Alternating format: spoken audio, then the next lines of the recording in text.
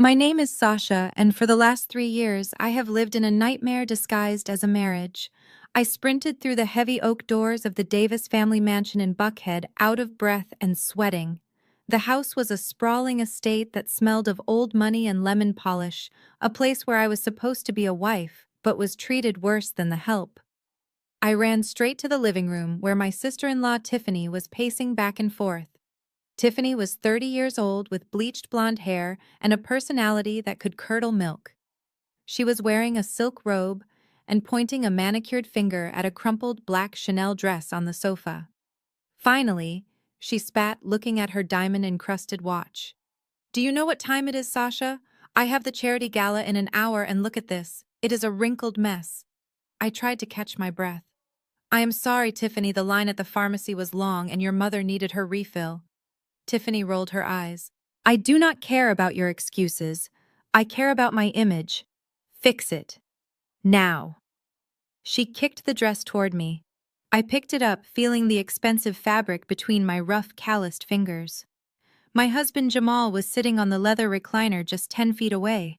He was watching a football game, completely ignoring the fact that his sister was treating his wife like a dry cleaner. "Jamal," I said softly, hoping for just an ounce of support. He did not even look away from the screen. "Just do what she says, babe. You know how she gets when she is stressed." I swallowed my pride just like I did every single day. I set up the ironing board right there in the living room because Tiffany refused to let the dress leave her sight. My hands were shaking, partially from the run and partially from the strange encounter at the pharmacy. The woman's face kept flashing in my mind. She looked so expensive yet so sad.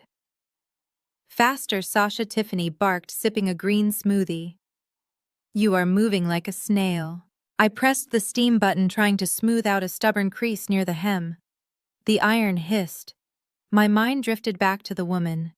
She said I looked like her daughter. Brianna. Why did that name feel so familiar? Suddenly I felt a sharp shove. Tiffany had pushed my shoulder. "Are you deaf?" I said. "Watch out for the sequins." The shove made me stumble. The hot iron slipped from my hand. I tried to catch it, but it was too late. It landed face down on the antique Persian rug. "No," Tiffany screamed. I lunged for the iron, searing the skin on my forearm, but the damage was done. A brown triangle-shaped burn mark was already forming on the intricate wool pattern, and the smell of singing fabric filled the room. "You idiot!" Tiffany shrieked, her face turning red.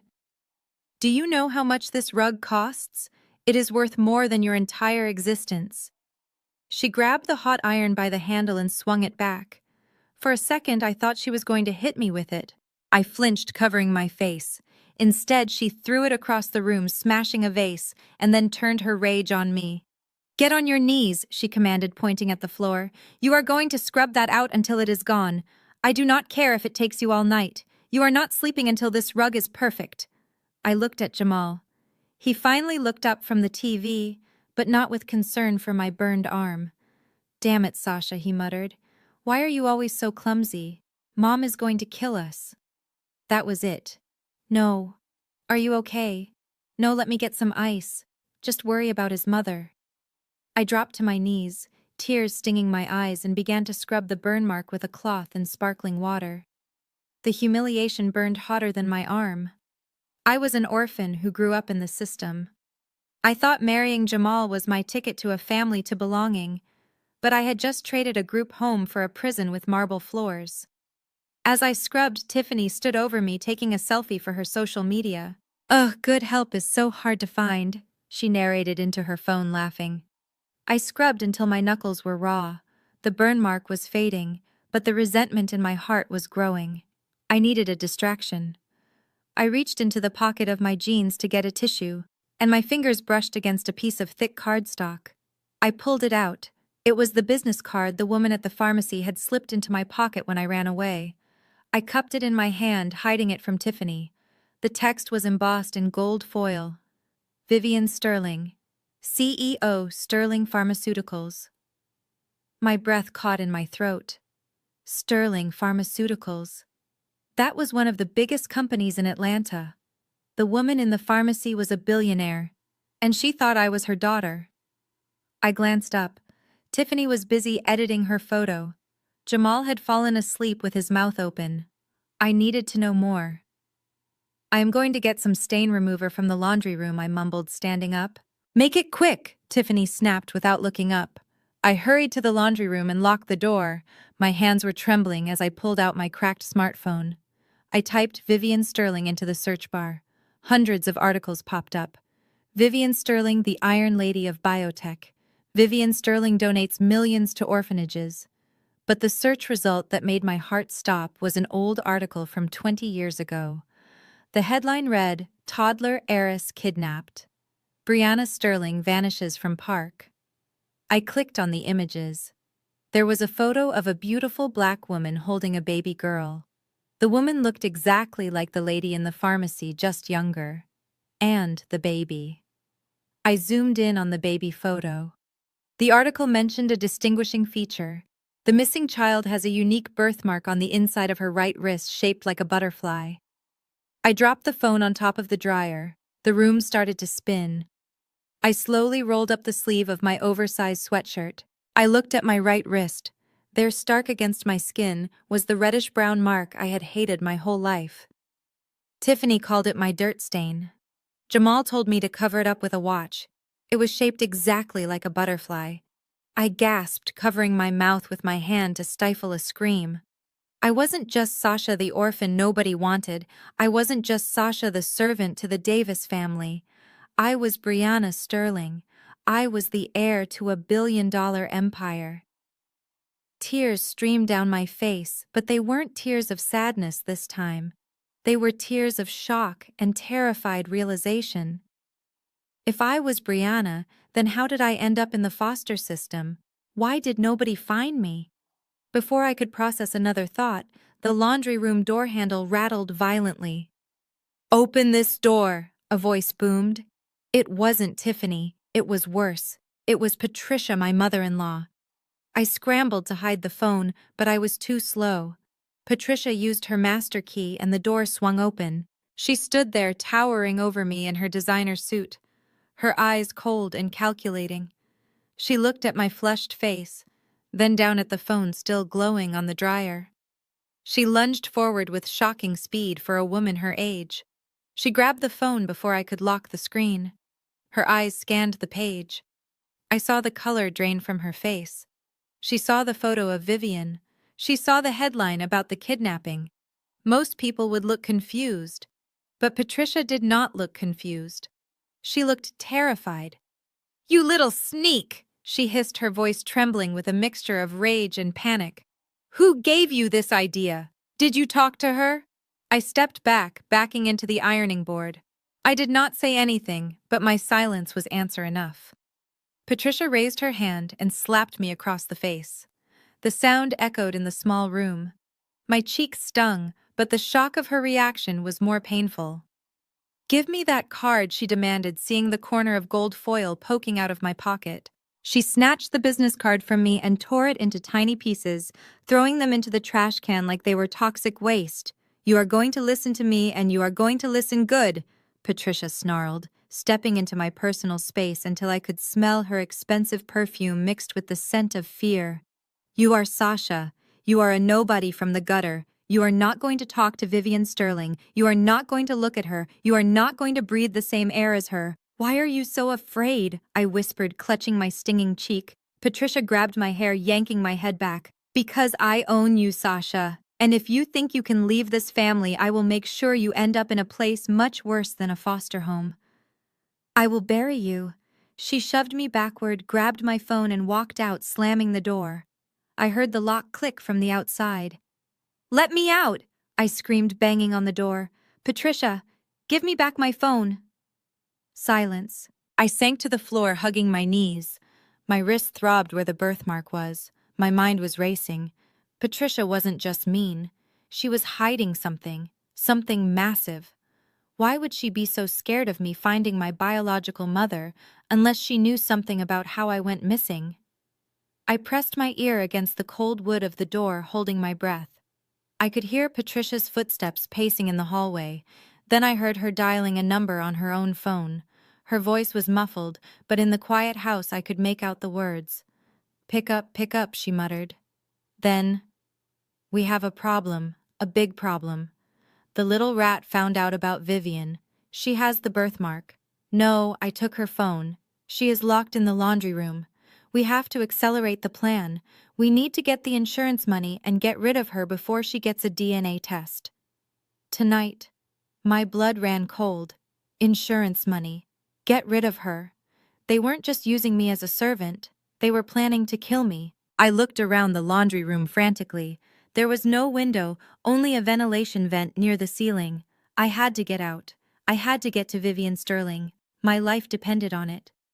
I dragged the laundry basket over to the dryer and climbed up. The vent was screwed shut, but the screws were old and rusted. I used my fingernails scratching at the metal until they broke, but it wouldn't budge.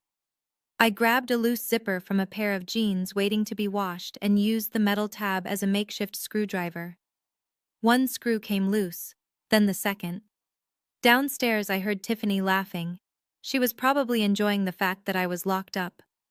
I heard Jamal laughing with her. My husband. The man who vowed to protect me was downstairs eating dinner while his mother plotted my murder. I kicked the vent cover open. A blast of dusty air hit my face. It was tight, incredibly tight, but I had been underfed by this family for years. I pulled myself up, scraping my elbows, shimmying into the darkness of the ductwork. I crawled through the metal tunnel listening to the sounds of the house below. I crawled past the living room vent seeing the top of Tiffany's blonde head. I crawled past the kitchen smelling the roast chicken I wasn't allowed to eat. Finally, I reached the vent that led to the outside of the garage. I pushed it open and tumbled out into the bushes, scratching my face on the thorns. It was dark now. The air was cold. I had no phone, no money, no car, but I had the truth. I started running. I ran down the long driveway past the security gates that were meant to keep people out but had kept me in. I ran until my lungs burned. I didn't know exactly where Sterling Pharmaceuticals was, but I knew it was a skyscraper in Midtown. I just had to follow the city lights. I ran for hours. My feet were blistered in my cheap sneakers. Cars honked at me. A police cruiser slowed down, but I hid behind a dumpster, terrified that Patricia had already reported me as a runaway or a thief. By the time I reached the glass tower of Sterling Pharmaceuticals, it was past midnight. The building soared into the sky, lit up like a beacon. I stumbled into the lobby, gasping for air, looking like a madwoman. My hair was wild, my clothes were stained with rug cleaner and dirt, and I had no shoes because I had lost them crawling through the vent. The security guard, a large man with a stern face, stepped in front of me. "Miss, you cannot be in here. This is private property. You need to leave." "Please," I rasped, holding my side. "I need to see Vivian Sterling." He looked at me with pity, but shook his head. "Ms. Sterling is in a board meeting on the top floor. She does not see visitors, especially not at this hour. Go to a shelter, honey." "No, you do not understand," I cried, grabbing his sleeve. "She is my mother." The guard sighed, reaching for his radio. "Look, I do not want to call the cops, but you are creating a disturbance." Just then, the elevator doors chimed. A group of people in expensive suits walked out. In the center of them was the woman from the pharmacy, Vivian Sterling. She looked exhausted, her head down, listening to a lawyer whisper in her ear. "Vivian," I screamed. The guard grabbed me. "That is enough." Vivian stopped. Her head snapped up. She looked across the lobby and saw me struggling with the guard. Her eyes went wide. "Wait!" she commanded. Her voice echoed through the marble lobby. She pushed past her lawyers and ran toward me. The guard let me go, looking confused. Vivian stopped inches from me. She looked at my dirty face, my torn clothes, my terrified eyes. "You came," she whispered, her voice breaking. I held out my right arm. My hand was shaking violently. I rolled up the dirty sleeve of my sweatshirt. Vivian looked down. She saw the butterfly birthmark. She let out a sound that was half sob, half scream. She fell to her knees right there on the cold floor, not caring about her $1,000 suit. She grabbed my hand and pressed her forehead against my wrist, weeping uncontrollably. "It is you," she sobbed. My baby. My Brianna. I fell to my knees with her wrapping my arms around the mother I had dreamed of for 20 years. For the first time in my life, I felt safe. But safety was an illusion. Suddenly, Vivian's lawyer stepped forward looking at his phone. Ms. Sterling. I am sorry to interrupt, but we have a situation. The police are downstairs. A woman named Patricia Davis has filed a report. She claims a dangerous, mentally unstable servant attacked her and ran away with stolen jewelry. She says the woman is likely heading here to harass you. I froze. Patricia was faster than I thought. Vivian stood up, pulling me with her. Her face changed. The tears vanished, replaced by a look of cold, terrifying fury. She wiped her face and looked at the lawyer. "Let them come," Vivian said, her voice like steel. "Patricia Davis thinks she is hunting a servant. She has no idea she just declared war on the Sterling family." She looked at me, squeezing my hand. "Do not worry, Brianna. You are not going back to that house as a victim. You are going back as the owner. But first, we need to play a game." Vivian pulled me toward the private elevator. "We are going to the penthouse. We need to clean you up. Tomorrow you are going back to the Davis house." I looked at her, shocked. "What?" "No. They will kill me." "No, they won't," Vivian said, a dark smile playing on her lips. "Because they won't know you are Brianna. You are going back as Sasha, the scared little mouse. You are going to wear a wire. And you are going to get me the one thing I need to destroy Patricia Davis forever. A confession." The elevator doors closed, sealing us in. I looked at my reflection in the mirrored walls. The scared girl from the pharmacy was gone. I was about to walk back into hell, but this time I was bringing the devil's mother with me. The digital clock on the wall of the guest room blinked midnight. I was trapped. Patricia had locked the laundry room, but I had managed to crawl through the narrow ventilation shaft into the unused guest bedroom on the second floor. My body ached from the tight squeeze and my knees were scraped raw, but I could not stop now. Downstairs, I could hear the faint murmur of voices. Patricia was on the phone, likely plotting how to make me disappear before I could take a DNA test. I knew I could not use the stairs. The security system on the main doors would trip instantly if I tried to open them without a code, and the keypad beeped loud enough to wake the dead. My only way out was the window. I walked over to the large bay window and unlatched it. The cold night air of Atlanta rushed in, hitting my sweaty face. I looked down. It was a 20-foot drop to the manicured rose garden below. The only thing connecting me to the ground was an old wooden trellis covered in thick ivy. It looked brittle, barely strong enough to hold the weight of the climbing plants, let alone a grown woman. But I had no choice.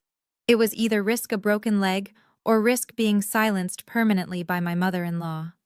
I threw one leg over the sill, my heart hammering against my ribs like a trapped bird. "Do not look down, Sasha. Just move," I whispered to myself. I grabbed a thick vine and tested my weight. The wood groaned, a sickening crack echoing in the silent night. I froze, holding my breath, waiting for the lights in Tiffany's room to flick on. Silence. I exhaled and began my descent. The ivy was rough, scratching my palms and arms. Every inch was a battle against gravity. Halfway down, my foot slipped on a loose brick. I gasped as my body swung out, dangling by my hands. My shoulders screamed in pain, burning as if it were on fire. I scrambled for a foothold, my sneakers scraping against the brick wall. Finally, my toe found the trellis again. I reached the bottom, dropping the last few feet into the soft mulch of the flower bed. My ankle twisted slightly, sending a jolt of pain up my leg, but I bit my lip to keep from crying out. I was out of the house, but I was not safe yet. I had to get past the perimeter gate. Thankfully, the service gate near the garbage bins was always left unlocked for the sanitation workers in the morning. I limped toward it, keeping to the shadows of the tall hedges, praying the motion sensor floodlights would not trigger. I slipped through the metal gate and out onto the street. I did not look back at the mansion that had been my prison. I just started running. The distance from the Buckhead estate to Midtown Atlanta was over 5 miles. Under normal circumstances, it would be a quick drive.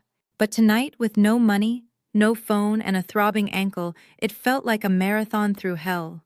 The streets were dark and empty. The wind cut through my thin sweatshirt, chilling me to the bone. Every time a car passed, I jumped into the bushes, terrified it might be Patricia or Jamal coming to drag me back. My appearance deteriorated with every mile. My hair, usually pulled back neatly, was now a wild mess of tangles and leaves from the bushes. My jeans were torn at the knees from the ventilation shaft, and my face was smeared with soot and dirt. I caught my reflection in a shop window as I entered the city limits, and I barely recognized myself. I looked like a madwoman. I looked like someone who belonged on the street, not the heir to a fortune. By the time the glass tower of Sterling Pharmaceuticals came into view, my lungs were burning and my legs felt like lead. The building was magnificent, a beacon of steel and light piercing the night sky. It represented everything I was denied: power, respect, and truth. I stumbled toward the revolving doors, my breath coming in ragged gasps. The lobby inside was warm and glowing with golden light. I pushed through the doors, collapsing momentarily against a marble pillar. "Hey, you cannot be in here!" a booming voice shouted. A security guard, a large man with a stern face and a uniform that looked too tight, was marching toward me. He looked at my dirty clothes and my wild eyes with disgust. "Please," I rasped, my throat dry. "I need to see Vivian Sterling." The guard laughed, a harsh sound that echoed in the empty lobby. "Yeah, and I need to see the president. Get out of here before I call the cops. This is private property, not a homeless shelter." "No, you do not understand," I pleaded, trying to stand up straight to show some dignity, though my legs were shaking. "She knows me. I have important information for her. It is life or death." The guard grabbed my arm, his grip painful on my bruised skin. "Look, lady, Ms. Sterling is in a board meeting. She does not have time for junkies looking for a handout. Now walk out or I throw you out." I tried to pull away, panic rising in my chest. If he threw me out, Patricia would find me. I would be dead by morning. "Vivian," I screamed, my voice cracking. "Vivian, help me!" "Shut up!" the guard snarled, dragging me toward the door.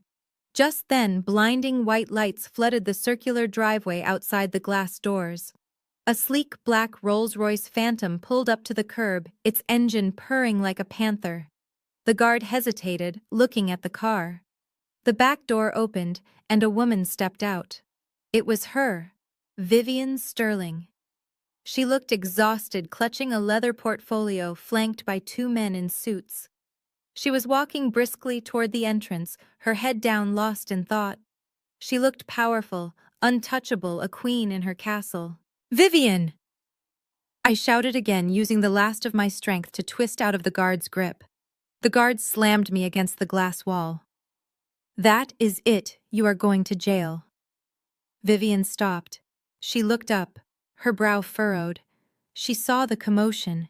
She saw a dirty, desperate woman being manhandled by her security staff. Most billionaires would have looked away or signaled for the guard to handle it. But Vivian paused. She squinted, looking through the glass. "Let her go," Vivian said, her voice muffled by the doors, but the command was unmistakable. The automatic doors slid open. Vivian walked into the lobby, the clicking of her heels silencing the room. The guard immediately let go of me, straightening his uniform. "Ms. Sterling." "I am so sorry," the guard stammered, sweating. "This woman is crazy. She refused to leave. I was just removing the trash." Vivian ignored him. She walked straight up to me. She stood inches away, smelling of expensive jasmine perfume and rain. She looked at my torn clothes. She looked at the soot on my cheeks. And then she looked into my eyes. I stood there trembling, unable to speak. I just looked back at her, letting all the pain and fear of the last 20 years pour out of me. Vivian's breath hitched. Her professional mask crumbled. Her eyes, usually steel gray and intimidating, suddenly filled with tears. She reached out a shaking hand, her fingers hovering near my face, as if she was afraid I was a ghost that would disappear if she touched me. "Stop," she whispered to the guard, though he had already backed away. She looked deep into my eyes, searching for something only a mother would know. The lobby fell silent. The lawyers behind her stopped checking their watches. Those eyes, Vivian choked out a tear sliding down her perfect cheek. You have his eyes. You have William's eyes. She did not ask who I was.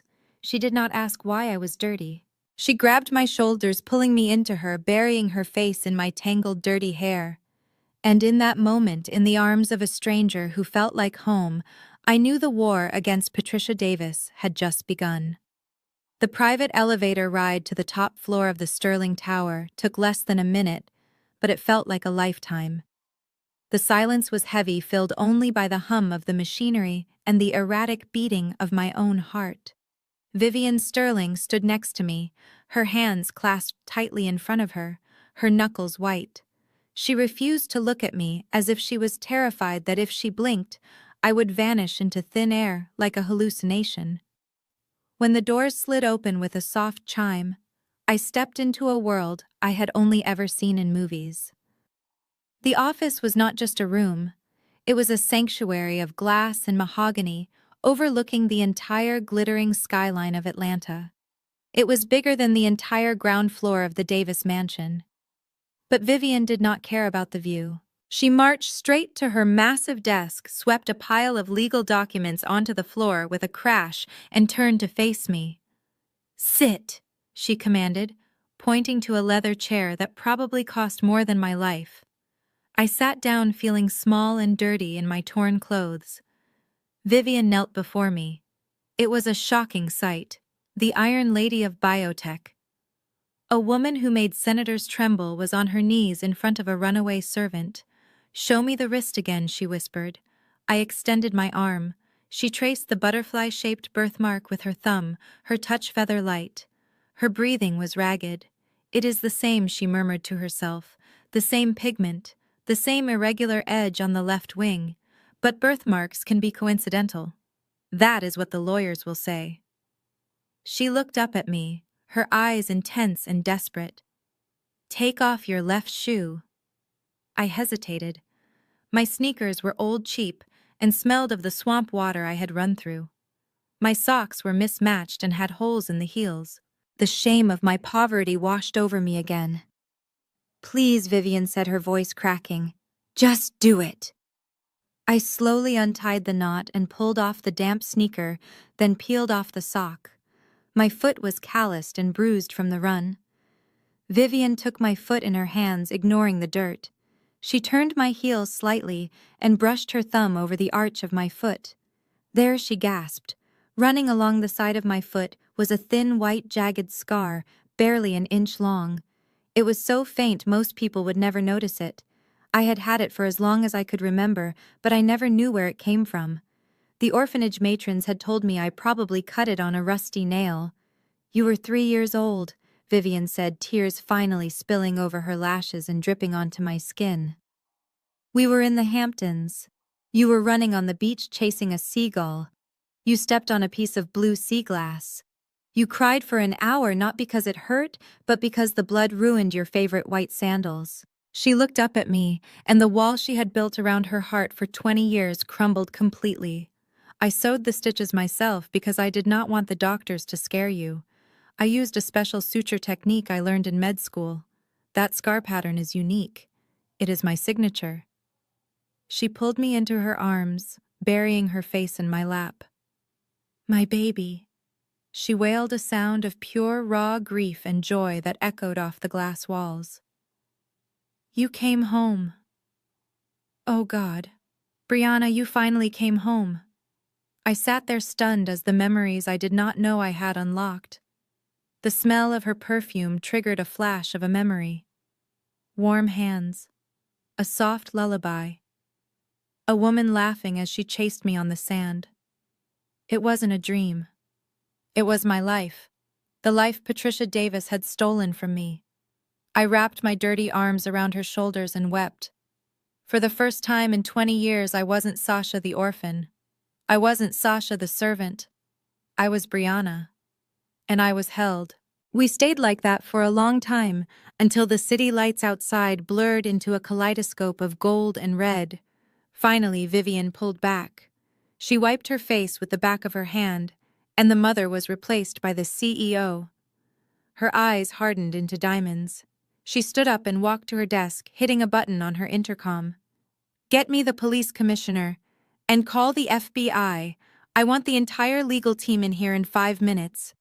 "What are you doing?" I asked, my voice hoarse. Vivian slammed her hand on the desk. "I am going to burn them to the ground. Patricia Davis, her son, that leech of a daughter-in-law. I am going to have them arrested tonight. Kidnapping, fraud, child abuse. I will make sure they never see the sun again. They stole 20 years of my life. They treated my daughter like a slave.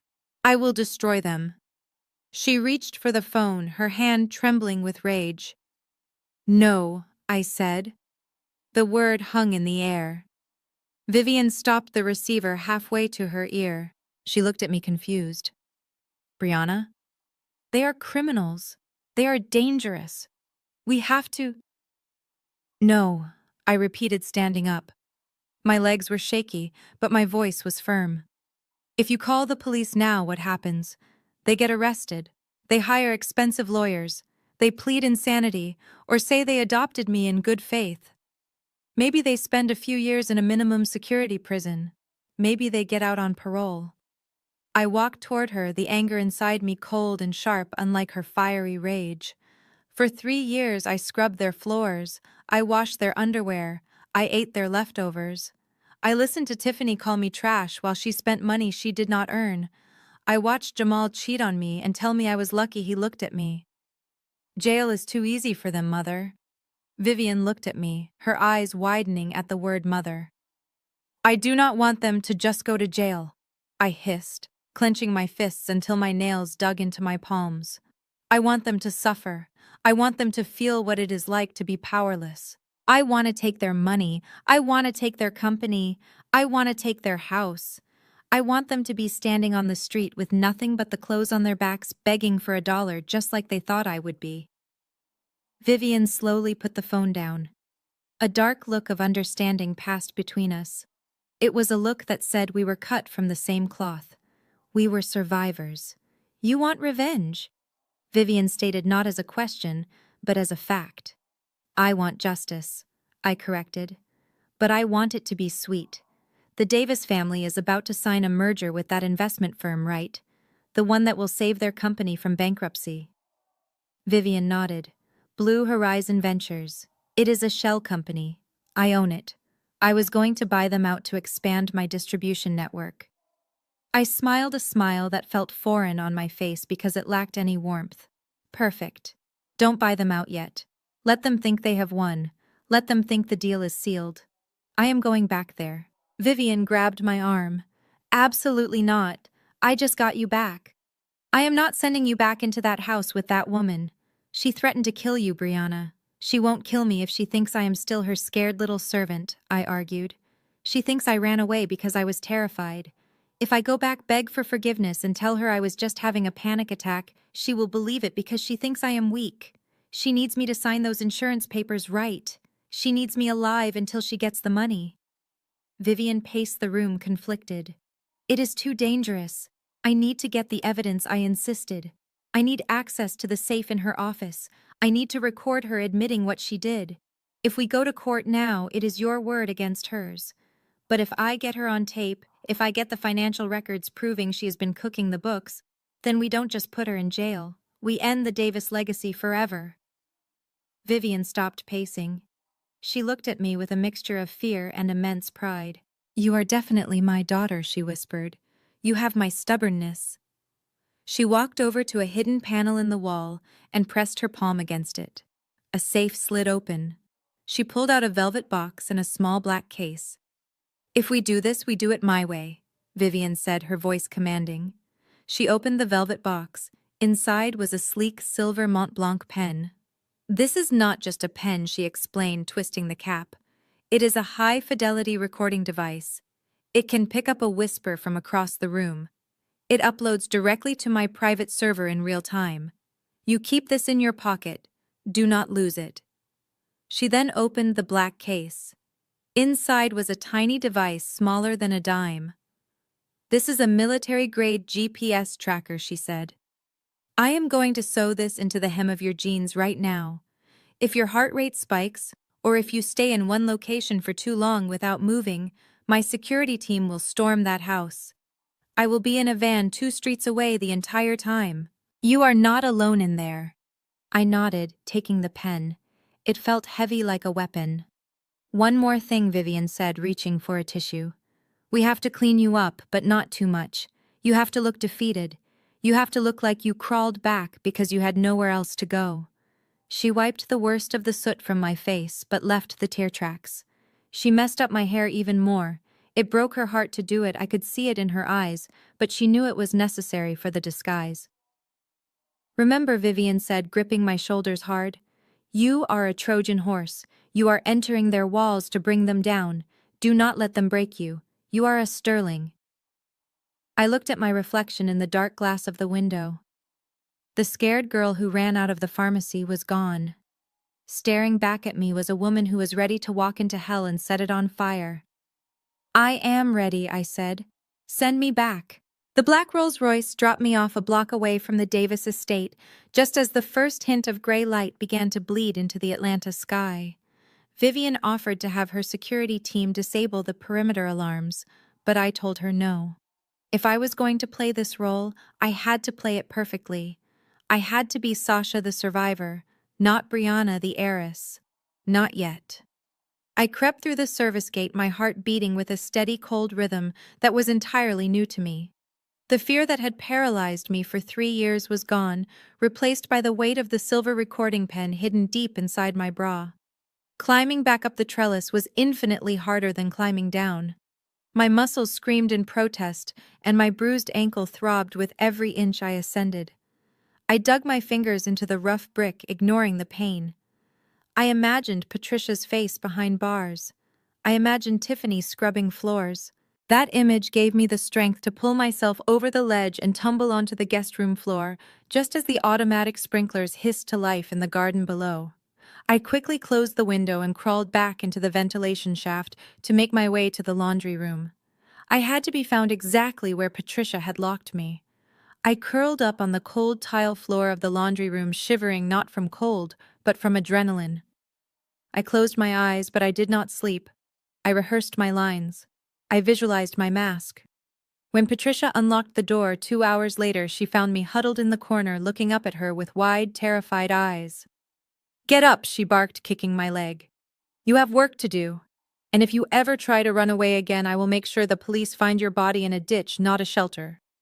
I nodded, keeping my head down. "Yes, Mother.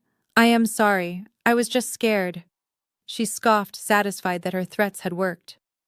"Go make breakfast. Tiffany is hungover and she wants the blueberry pancakes.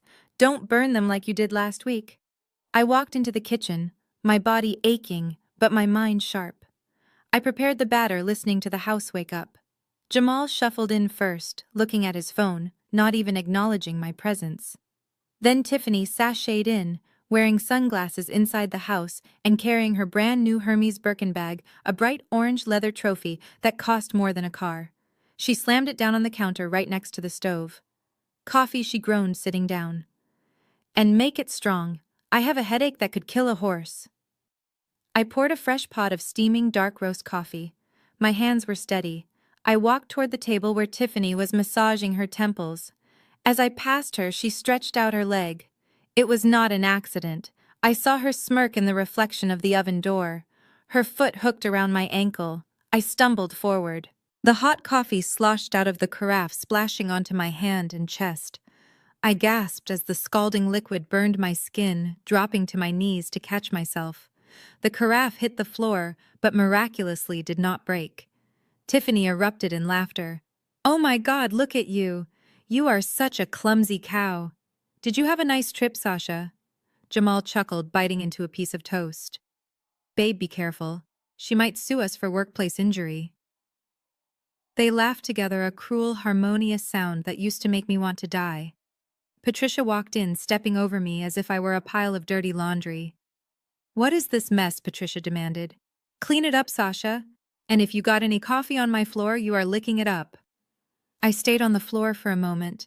the old instinct to apologize rising in my throat.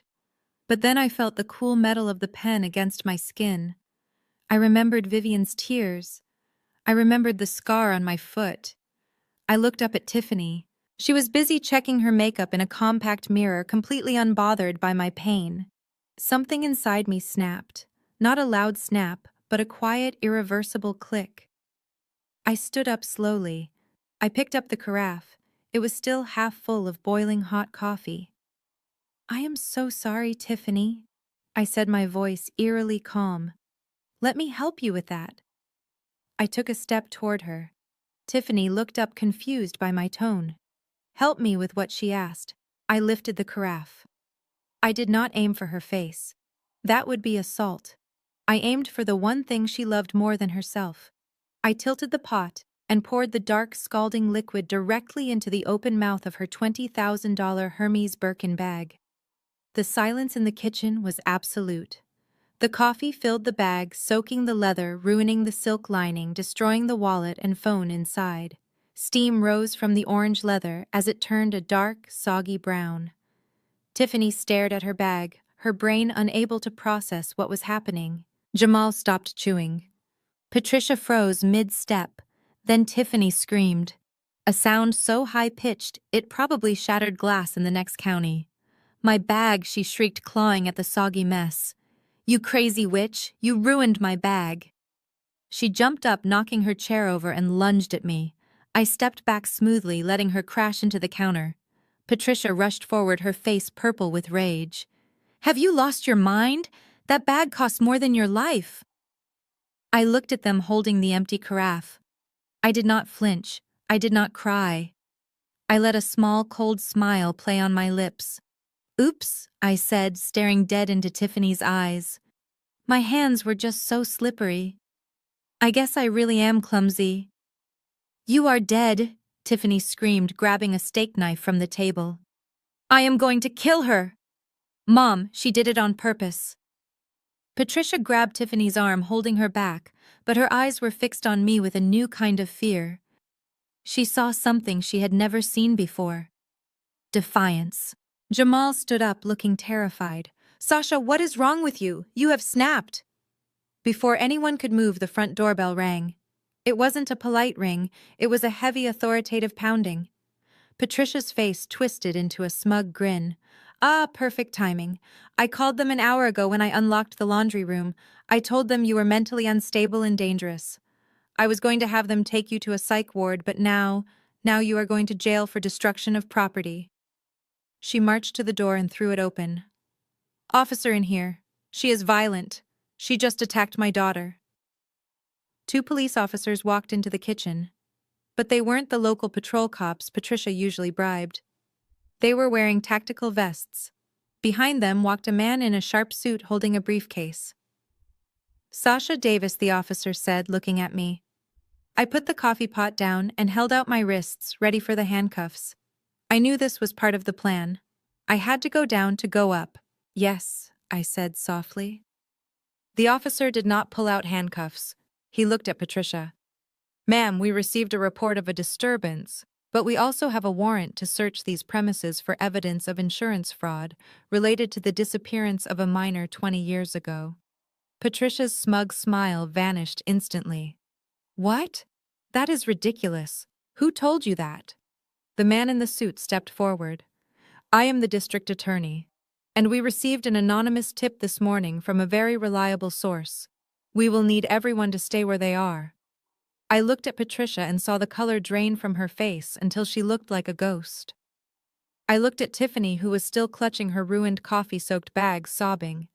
And then I looked at Jamal, who was trying to hide behind his mother.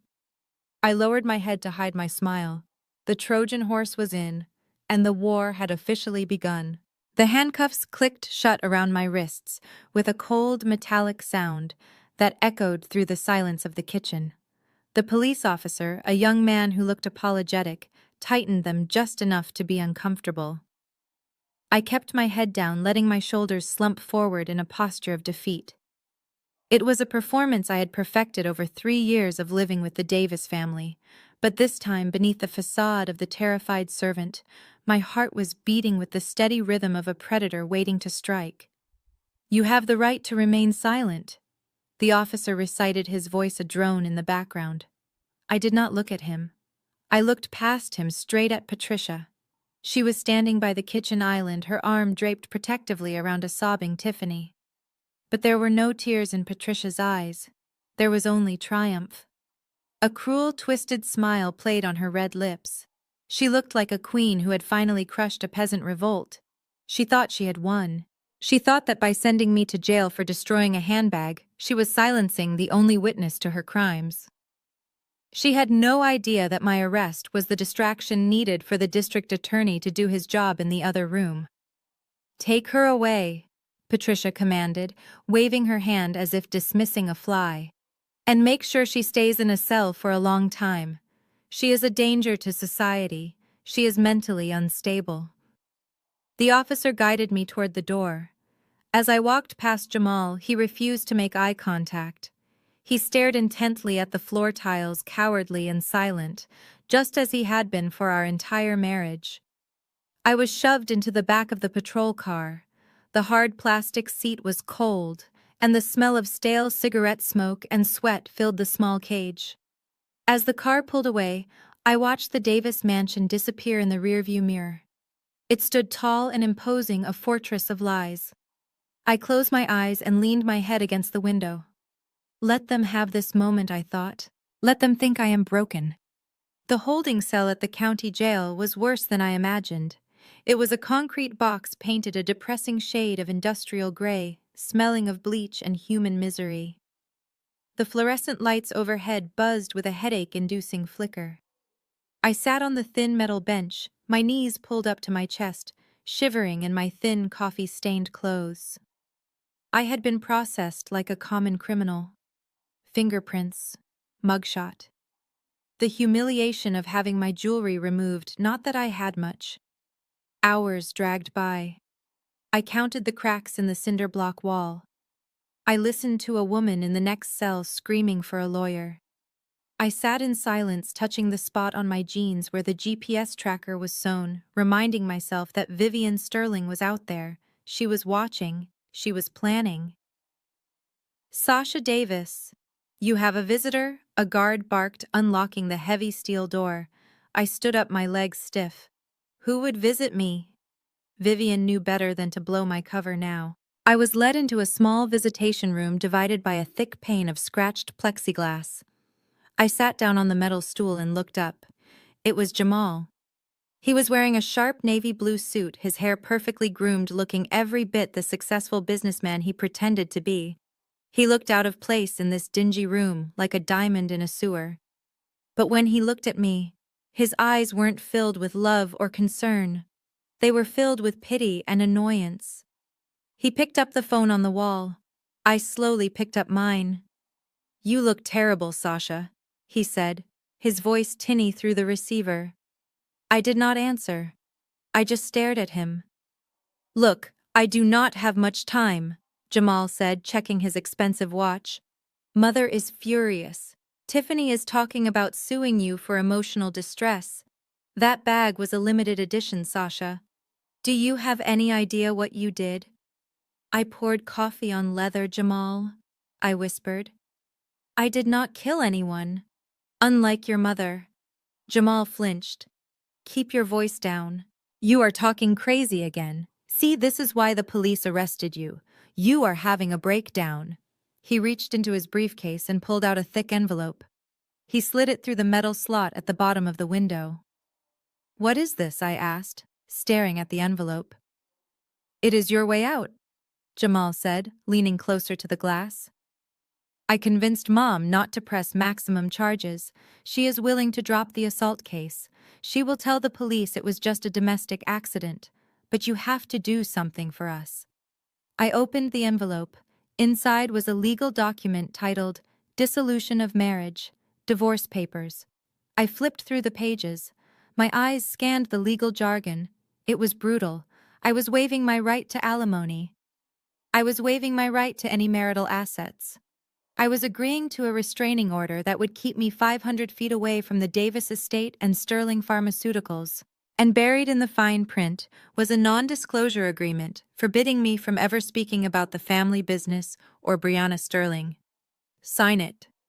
Jamal urged, his voice softening into that fake sweetness he used when he wanted something. Sign it and you walk out of here tonight. I will even give you $5,000 cash to help you start over somewhere else, somewhere far away.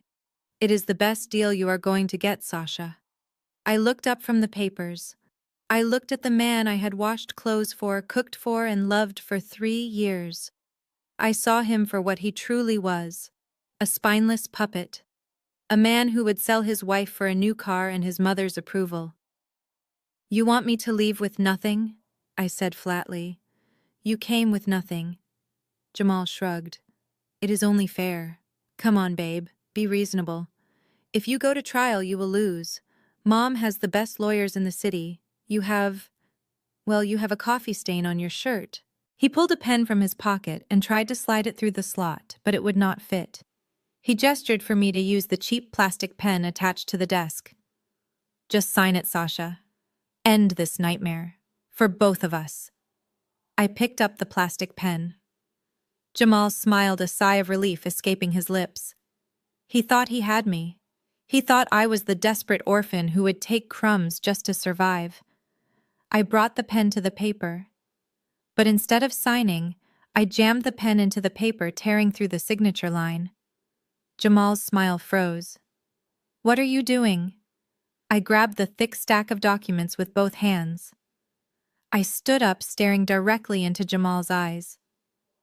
With one violent motion, I ripped the divorce papers in half. The sound of tearing paper was loud and satisfying in the small room. I ripped them again, and again, until the unfair settlement, the NDA, and the restraining order were nothing but confetti on the dirty floor. Sasha, have you lost your mind? Jamal shouted, standing up and banging his fist on the glass. You are throwing away your only chance. You are going to rot in here. I leaned into the glass, my breath fogging up the surface. My voice was low, dangerous, and completely devoid of fear. Go home, Jamal.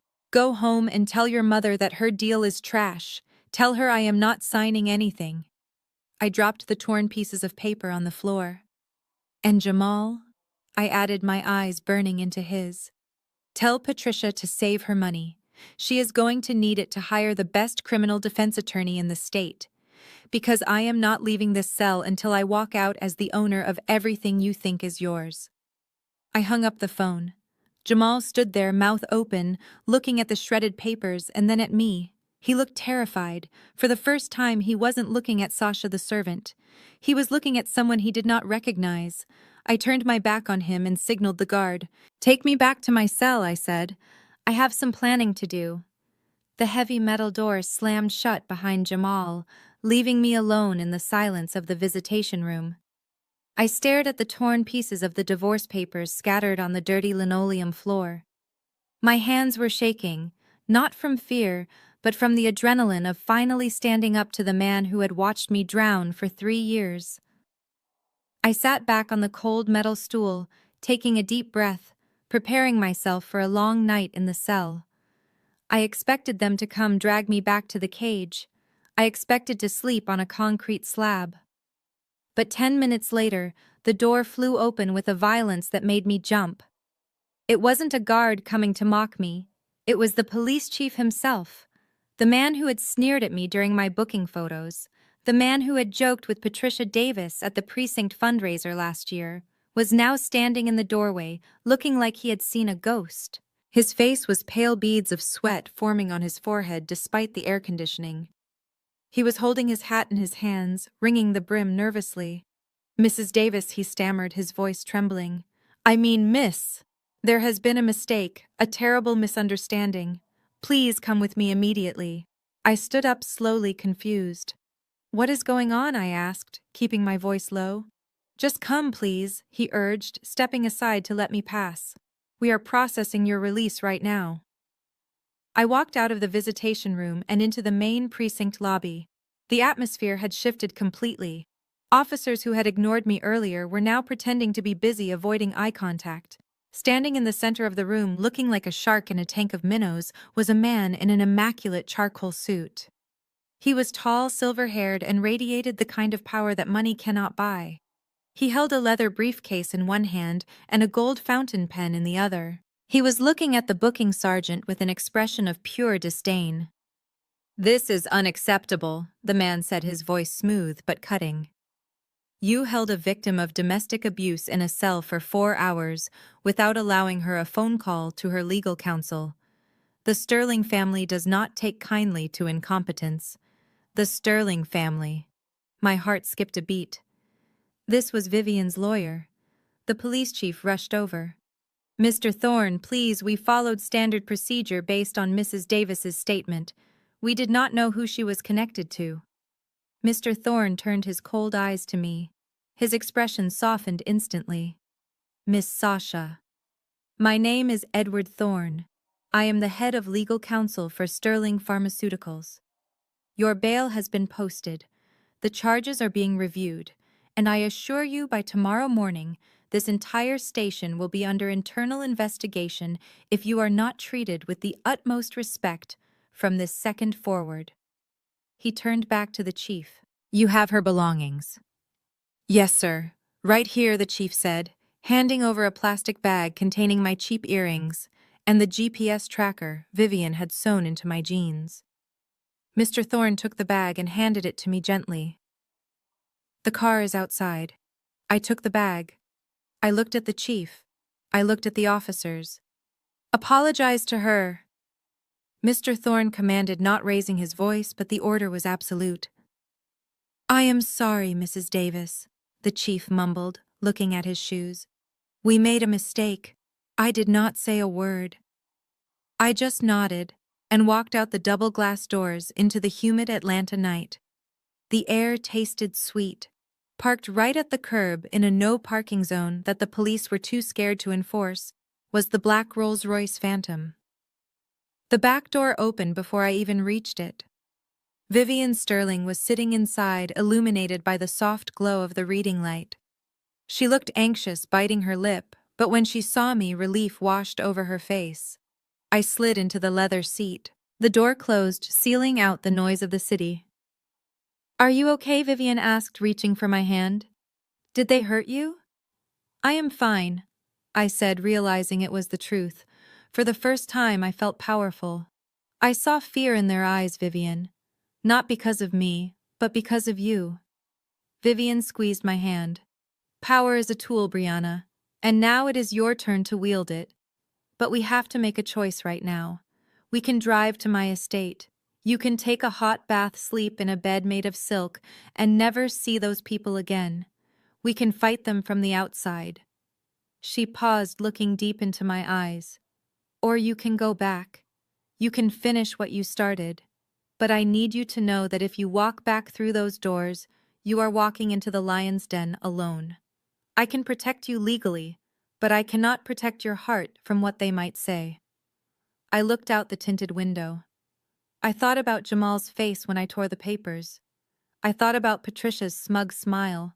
I touched the pocket of my jeans where the recording pen was hidden. "If I don't go back, they get away with it," I said softly. "They lose some money maybe, but they don't pay for the 20 years they stole." I turned to Vivian. "Take me back to the house. I am ready for the greatest performance of my life." Vivian nodded slowly. A look of fierce pride burned in her eyes. She reached into the console and pulled out a small vial of liquid. "Put a few drops of this in your eyes. It will make them red and puffy. You need to look like you have been crying for hours. You need to look broken so they never see the blade coming." I took the drops. I tilted my head back. "I am ready, Mother. Let's go get them." The Rolls-Royce glided silently through the streets of Buckhead, carrying me back to hell. But this time, I wasn't the prisoner. I was the warden. The driveway of the Davis estate loomed in the darkness. I had the driver drop me off just outside the gate so I could walk up the long path, adding to the effect of my defeat. I rubbed my eyes until they stung. I hunched my shoulders. I practiced the tremor in my hands. By the time I rang the doorbell, I looked like a woman who had lost everything. It took 5 minutes for someone to answer. Finally, the heavy wood door creaked open. It was Patricia. She was wearing a silk sleeping gown and holding a glass of wine. When she saw me standing on the porch, she did not look surprised. She looked annoyed. "So the prodigal rat returns," she sneered, blocking the entrance. "I thought you would be enjoying prison food by now. How did you get out?" I fell to my knees. It was the hardest thing I had ever done, forcing my body to bow to this monster. "Please, Mother," I sobbed, my voice cracking perfectly. I called a loan shark. A friend from the old neighborhood. I borrowed $5,000 at 50% interest just to pay the bail. I had nowhere else to go. The police said I could not leave the state. "Please do not throw me out. I will do anything." Patricia looked down at me, swirling her wine. She savored the moment. She loved seeing me on my knees. It fed her sick ego. Anything she asked, raising an eyebrow. Anything I whispered, she stepped back. "Get inside, before the neighbors see you and think we run a shelter." I crawled into the foyer. Tiffany and Jamal were sitting in the living room. Tiffany looked up from her phone, her eyes narrowing. "Why is she here?" Tiffany shrieked. "She owes me $20,000 for my bag. She is here to work it off," Patricia said, closing the door and locking it. "Stand up, Sasha." I stood up, keeping my head lowered, clutching my hands together to hide the fact that I was gripping the silver pen in my pocket. I quietly twisted the cap, feeling the tiny vibration that meant it was recording. Patricia walked over to the antique desk in the corner and pulled out a document. It wasn't the divorce papers. It was something she had typed up herself. "If you want to stay in this house, if you want us to drop the charges so you don't go to prison for 10 years, you are going to sign this," Patricia said, slapping the paper onto the coffee table. I walked over and looked at it. It was a contract. Voluntary indenture of service. It stated that I, Sasha Davis, agreed to work as a live and domestic servant for the Davis family for a period of 10 years to repay debts incurred from property damage and emotional distress. No salary, no days off. Sleeping quarters in the basement storage room. This is slavery," I stammered, looking at Jamal. Jamal looked away. "It is a plea deal, Sasha. It is better than jail. Just sign it." "You have a choice," Patricia said, walking behind me and whispering in my ear. "You can sign this and you have a roof over your head. Or you can walk out that door and I will call the DA personally and tell him you threatened to kill me." Who are they going to believe? The pillar of the community, or the orphan with a criminal record? I looked at the pen on the table. I picked it up. My hand trembled, but not from fear. I needed her to say it. I needed her to admit why she hated me so much. "Why do you hate me?" I asked, tears streaming down my face. "I have tried so hard to be a good daughter. Why do you treat me like I am less than human?" Patricia laughed, a cold, cruel sound. "Because you are less than human, Sasha. You are a stray dog I let into my house. Is it because I remind you of someone I pushed taking a risky step? Is it because of Vivian Sterling?" The room went deadly silent.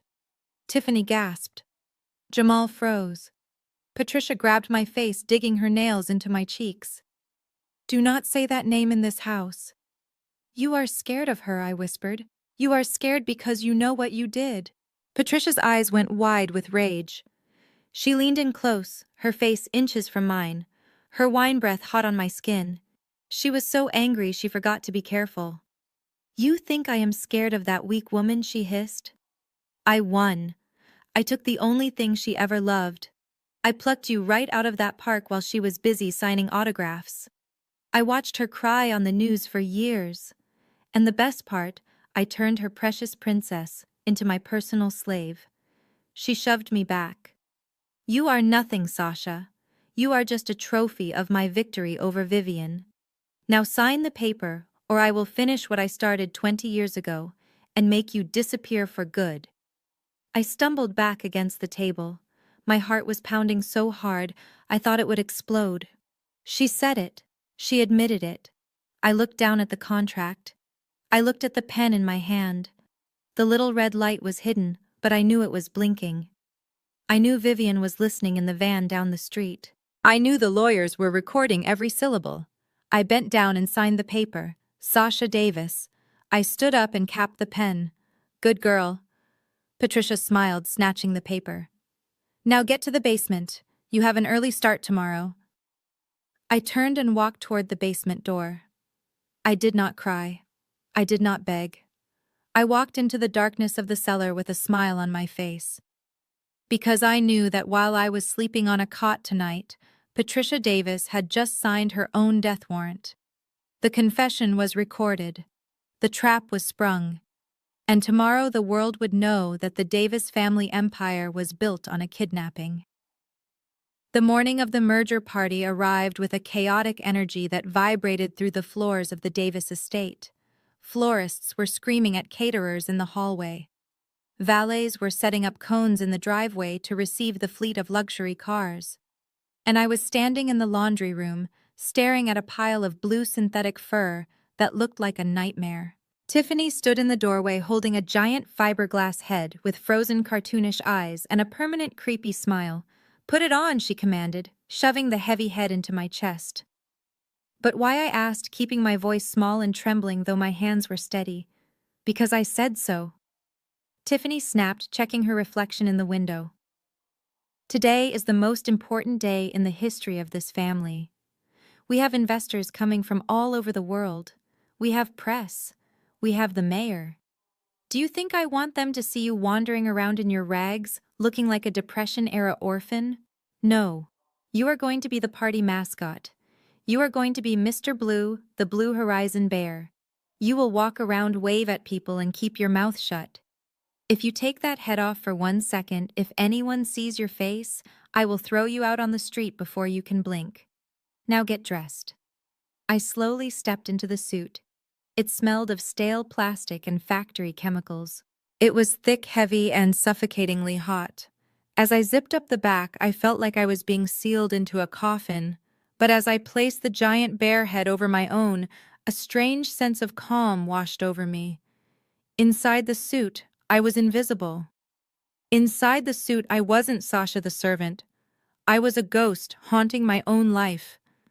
Tiffany clapped her hands, delighted by my humiliation. Perfect, she laughed.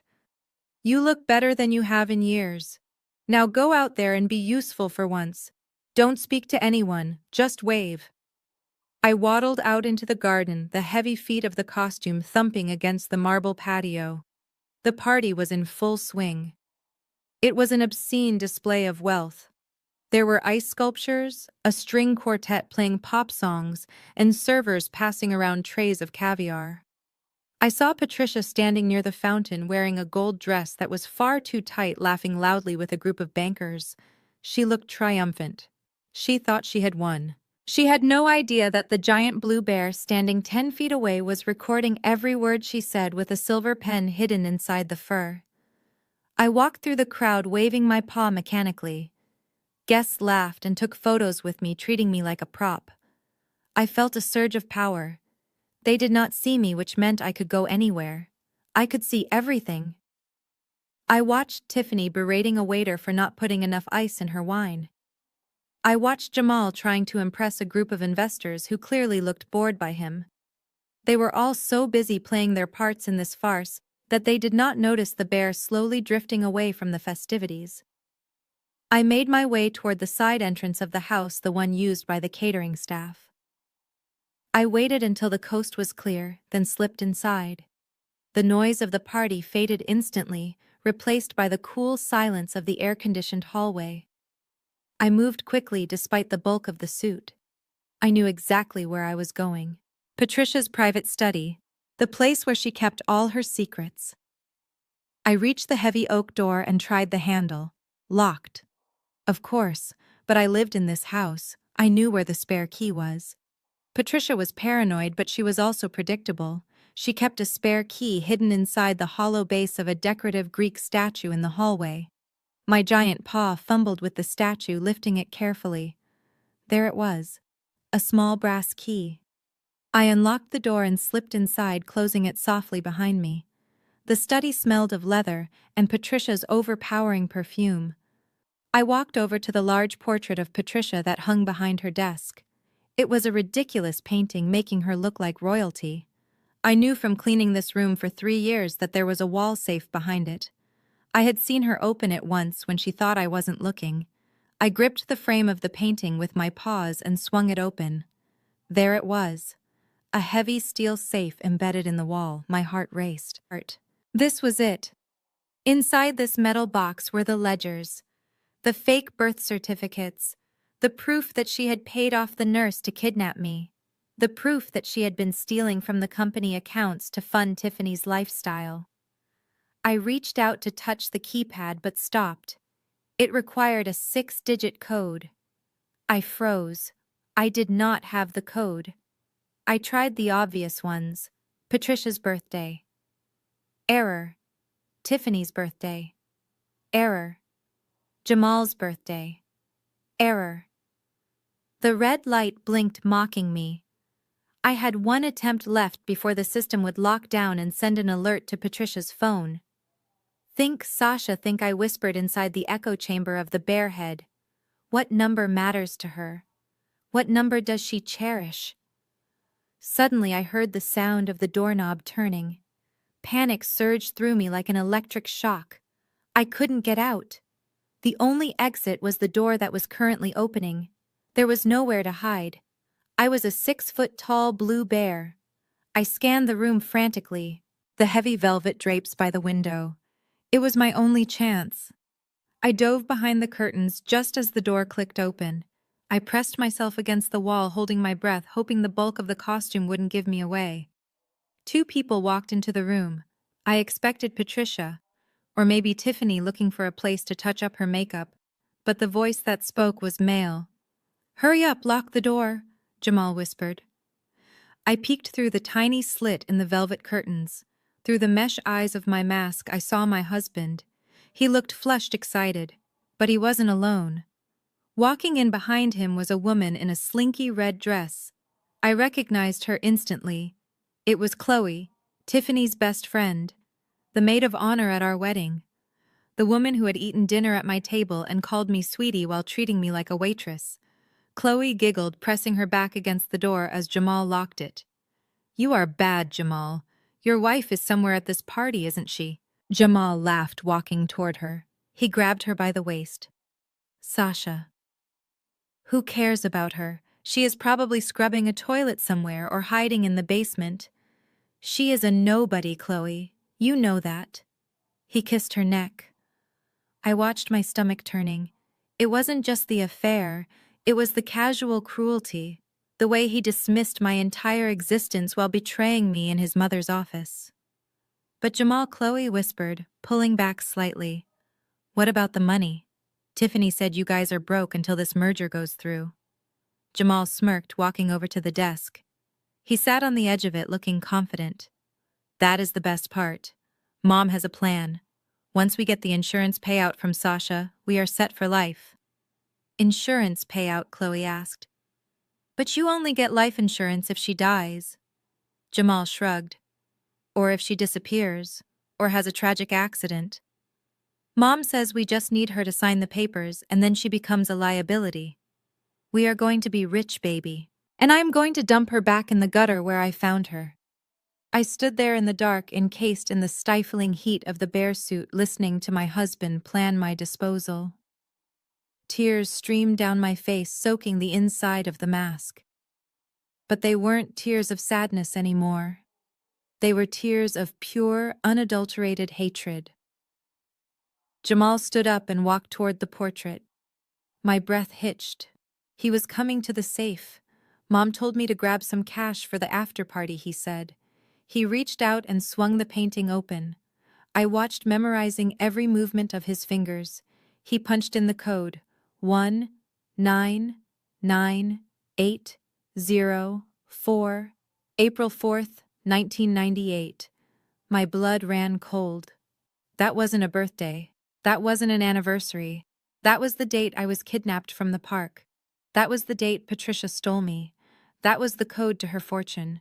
She used the day she destroyed my life as the key to her wealth. The safe beeped and clicked open. Jamal reached in and grabbed a stack of cash. He laughed, tossing a bundle to Chloe.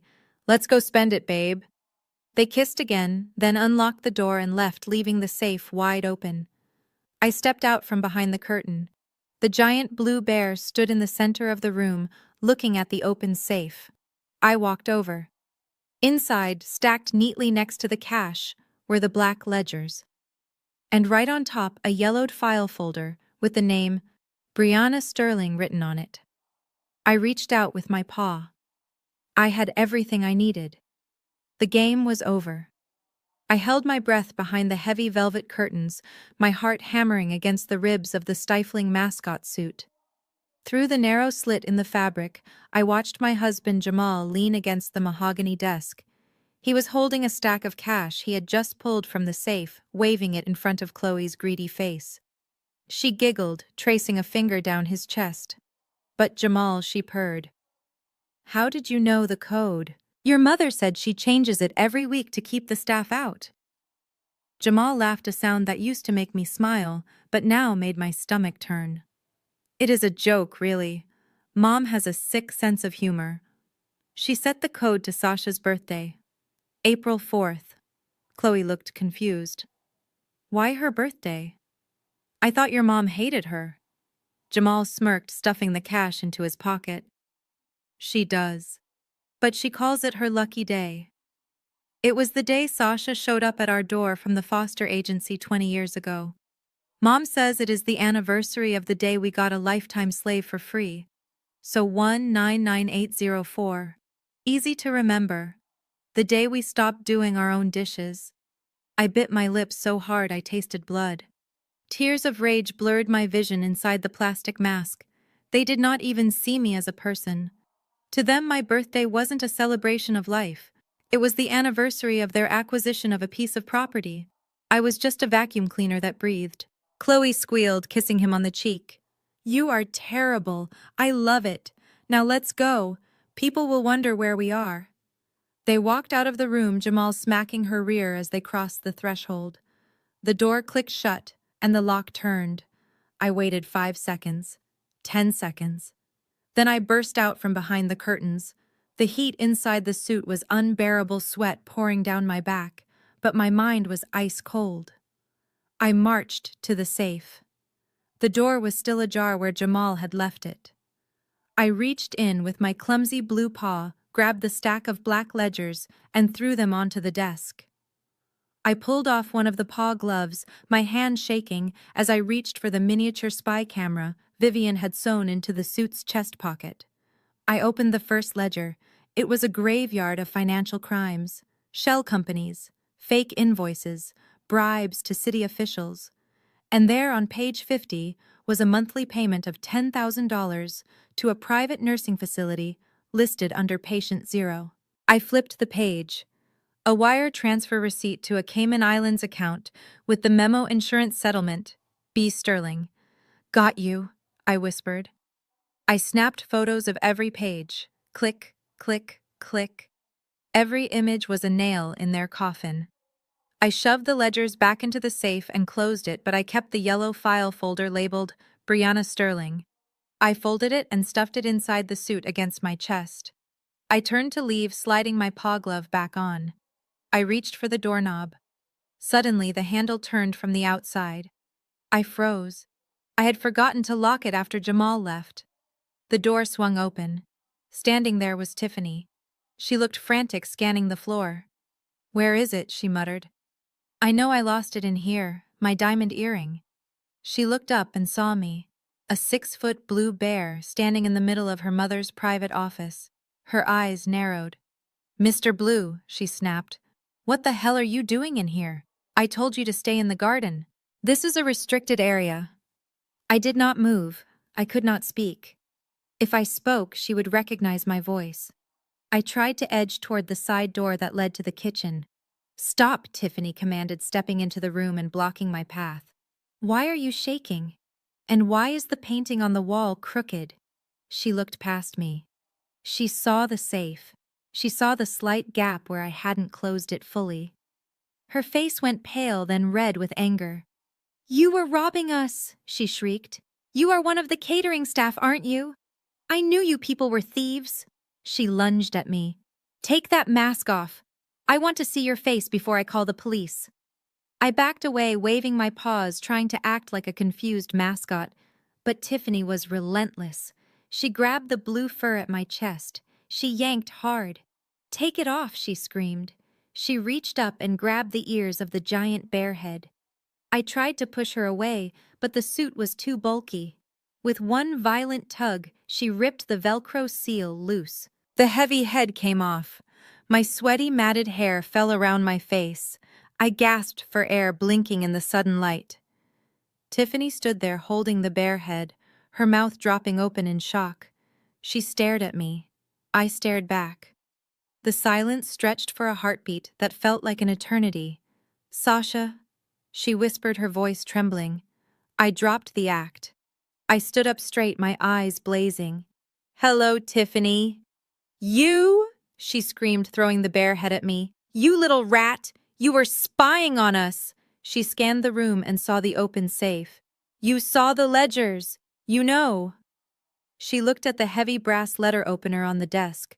Her eyes went wild. She lunged for it. "I am not letting you ruin this," she screeched. "I will kill you myself." She raised the sharp metal blade. Adrenaline exploded in my veins. I wasn't the weak little servant anymore. I was fighting for my life. As she brought the weapon down, I sidestepped. The thick padding of the suit protected my shoulder from the blow. I grabbed her wrist. She was strong, fueled by desperation, but I was fueled by 20 years of stolen life. I twisted her arm. She dropped the letter opener with a cry of pain. I shoved her backward. She stumbled, her high heels catching on the rug, and she fell hard into the open walk-in closet where Patricia kept her winter coats. I didn't hesitate. I slammed the closet door shut and turned the key in the lock. "Let me out!" Tiffany screamed, pounding on the door. "Mom? Jamal, help! The bear is attacking me!" I snapped the key off in the lock so she couldn't pick it.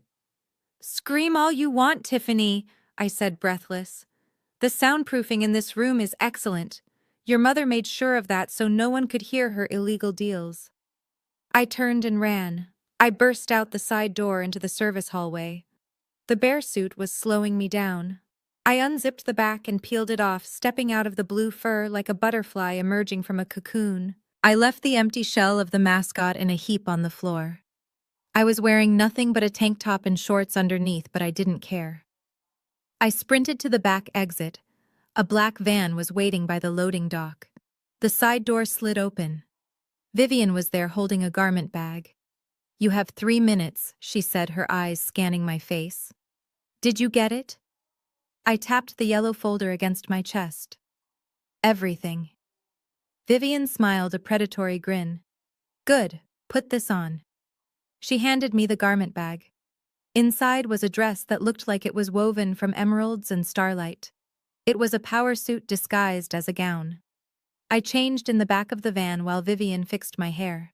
She wiped the sweat from my face and applied a coat of red lipstick.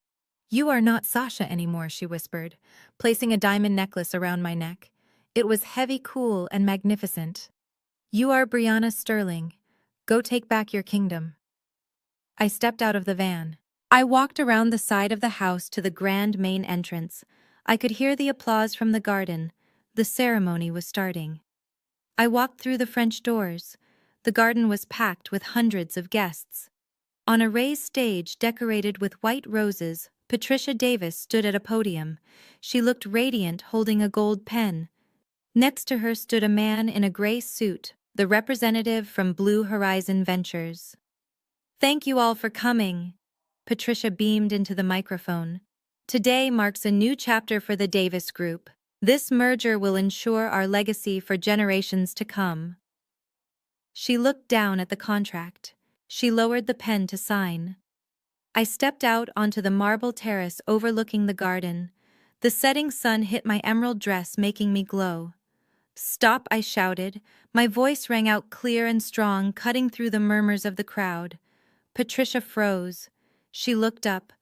She squinted, blinded by the sun behind me. "Who is that?" she asked, annoyed. The representative from Blue Horizon Ventures, who had been about to sign, suddenly pulled the contract away. He looked up at me and bowed his head slightly. Patricia looked at him confused. "Mr. Thorne, what are you doing? Let me sign." Mr. Thorne capped his pen and stepped back. "I am sorry, Mrs. Davis. I cannot allow you to sign this." "Why not?" Patricia demanded, her voice rising. "I am the owner of this company." Mr. Thorne pointed at me as I began to descend the grand staircase, every eye in the garden fixed on me. "No, you are not," he said loudly. "We only sign with the rightful owner, and she has just arrived." The sun had just dipped below the horizon, casting long shadows across the manicured lawn of the Davis estate. The garden was bathed in the warm glow of string lights and the flash of cameras. Patricia stood at the podium, a pen hovering over the merger contract, a triumphant smile plastered on her face. She was seconds away from signing away her company to a shell corporation she thought was her savior. But fate and a very angry daughter-in-law had other plans. Suddenly, with a loud clank, the main breaker for the garden lights was thrown. The string lights died. The uplighting on the trees went black. The only illumination came from the moonlight and the confused glow of cell phone screens. A murmur of panic rippled through the hundreds of wealthy guests. Patricia tapped the microphone, annoyed. "Someone get the generator on," she barked into the darkness. "What is the meaning of this incompetence?" Before anyone could answer, a single high-powered spotlight cut through the darkness. It did not shine on the stage. It did not shine on Patricia. It shone directly on the French doors at the top of the grand staircase leading down to the garden. The doors swung open slowly, dramatically. A silhouette stepped into the beam of light. A hush fell over the crowd. The figure paused at the top of the stairs, letting the light catch the fabric of her dress. It was a gown of deep, shimmering emerald green, the exact color of money, the exact color of the Sterling family crest. I began to walk down the marble stairs. My heels clicked with a rhythmic, dangerous sound that echoed in the silence. The dress hugged my body, flowing like liquid jade with every step. Around my neck sat a diamond necklace so large it caught every stray beam of light, scattering rainbows across the stunned faces of the guests. My hair, usually pulled back in a messy bun, cascaded in perfect, glossy waves down my back. I wore red lipstick that looked like a war paint. I did not look down. I looked straight at Patricia. At the bottom of the stairs near the VIP table, Jamal was holding a glass of champagne. He looked up. His eyes widened. He blinked, trying to process what he was seeing. He saw a woman who looked vaguely like his wife, but this woman held her head high. This woman radiated power. This woman was terrifying. His hand went limp. The crystal flute slipped from his fingers and shattered on the stone patio. The sound was like a gunshot in the quiet garden. "Who is that?" a guest whispered loudly. "Is that a movie star?" Patricia squinted against the glare of the spotlight. She put a hand to her forehead to shield her eyes. She saw the dress first, then the diamonds. She did not recognize me. To her, Sasha was a servant in rags, a creature of the basement. She could not comprehend that the queen descending the stairs was the same girl she had kicked that morning. "Security," Patricia hissed into the microphone. "Remove this woman. She is interrupting the ceremony." But the security guards did not move. They had been replaced an hour ago by Vivian's private team. They stood like statues, arms crossed, watching me descend. I reached the bottom of the stairs and walked through the parted crowd. People stepped back, awestruck by the sheer force of my presence. I walked straight up the steps to the stage. Mr. Thorne, the lawyer who had stopped Patricia from signing, stepped aside and bowed his head respectfully. Patricia looked at him, then at me. Her eyes narrowed. "Wait," she murmured, realization slowly dawning on her face like a cold sweat. You look like—" I reached out and plucked the microphone from her trembling hand. I turned to face the crowd of investors, bankers, and socialites. I smiled, but it was a smile that promised destruction. "Good evening, everyone," I said, my voice smooth and commanding, amplified by the speakers. I apologize for the dramatic entrance and the delay. I got held up inside the house. I was busy taking care of a rather large, nasty rat that was hiding in the closet. A few people chuckled nervously. Patricia's face went deadly pale. She knew exactly which rat I was talking about. She looked at the house, then back at me, her mouth opening and closing like a fish out of water. "What are you doing?" she whispered off mic. "Get off my stage, Sasha. You are fired. You are homeless." I laughed softly into the microphone. "Oh, Patricia, you cannot fire the person who owns the stage." Before Patricia could process my words, a piercing scream shattered the tension. "Stop her! Arrest her! She is a thief!" The crowd turned toward the house. Tiffany came stumbling out of the side door. She was a disaster. Her hair was matted with sweat. Her expensive dress was torn at the shoulder from trying to break down the closet door, and she was missing a shoe. She limped into the spotlight, looking like a deranged banshee. She pointed a shaking finger at me. "That woman is a criminal!" Tiffany shrieked, gasping for breath as she ran toward the stage. "She broke into the safe. She assaulted me. She stole that dress, arrest her." The guests gasped. Whispers of thief and assault rippled through the garden. This was the scandal of the decade. Patricia regained her composure, seizing the moment. "You heard my daughter," Patricia shouted, pointing at me. "This woman is a former mental patient we took in out of charity. She has clearly had a psychotic break. She has stolen jewelry and broken into our home." Police. Do your job. Two uniformed officers stepped forward from the shadows, but they didn't walk toward me. They walked toward the stage steps and stood there facing the crowd, protecting me. Tiffany climbed onto the stage, trying to grab me. I didn't move. I didn't flinch. "Tiffany," I said into the microphone, my voice calm and bored, "you are embarrassing yourself, and you are ruining the carpet." Tiffany froze, panting. You are going to jail, Sasha. Give me back my mother's necklace." I touched the diamonds at my throat. "This is not your mother's necklace, Tiffany. This is a sterling." And as for being a thief, I turned to Mr. Thorne. He handed me a leather portfolio. I opened it and pulled out a document stamped with the official seal of the Securities and Exchange Commission. "I did not steal anything," I addressed the crowd, holding up the paper. "This morning, my holding company purchased 51% of the outstanding debt of the Davis Group. Due to the default clauses in your loan agreements which your mother ignored to buy fancy cars, that debt has converted into equity." I turned to Patricia, who was gripping the podium for support. "I did not steal your company, Patricia. I bought it. It was a hostile takeover, and I got it for a bargain price because your financial mismanagement is frankly embarrassing." Patricia shook her head violently. "No, that is impossible. You have no money. You are a penniless orphan." "You scrub my floors. I have plenty of money," I said coldly. "You just never checked whose bank account I had access to." Patricia looked confused. Who is backing you?" From the shadows of the wings, a figure stepped forward. Vivian Sterling walked into the light. She was wearing a white suit that glowed in the night. She looked regal, terrifying, and undeniably powerful. She walked over and stood right next to me. The crowd gasped. The sound was like a vacuum sucking the air out of the garden. They looked at Vivian. Then they looked at me. We had the same eyes, the same nose, the same jawline. The resemblance was not just strong, it was undeniable. We looked like reflections of each other across time. Patricia made a choking sound. She stumbled back, knocking over a flower arrangement. She looked from Vivian to me, the color draining from her face, until she looked like a corpse. The nightmare she had been running from for 20 years had finally caught her. Vivian put her arm around my waist. She looked at the crowd, then at Patricia. "You asked who is backing her?"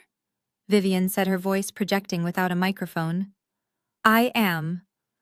I stepped forward, closing the distance between me and Patricia. I looked deep into the eyes of the woman who had tormented me, starved me, and tried to erase me.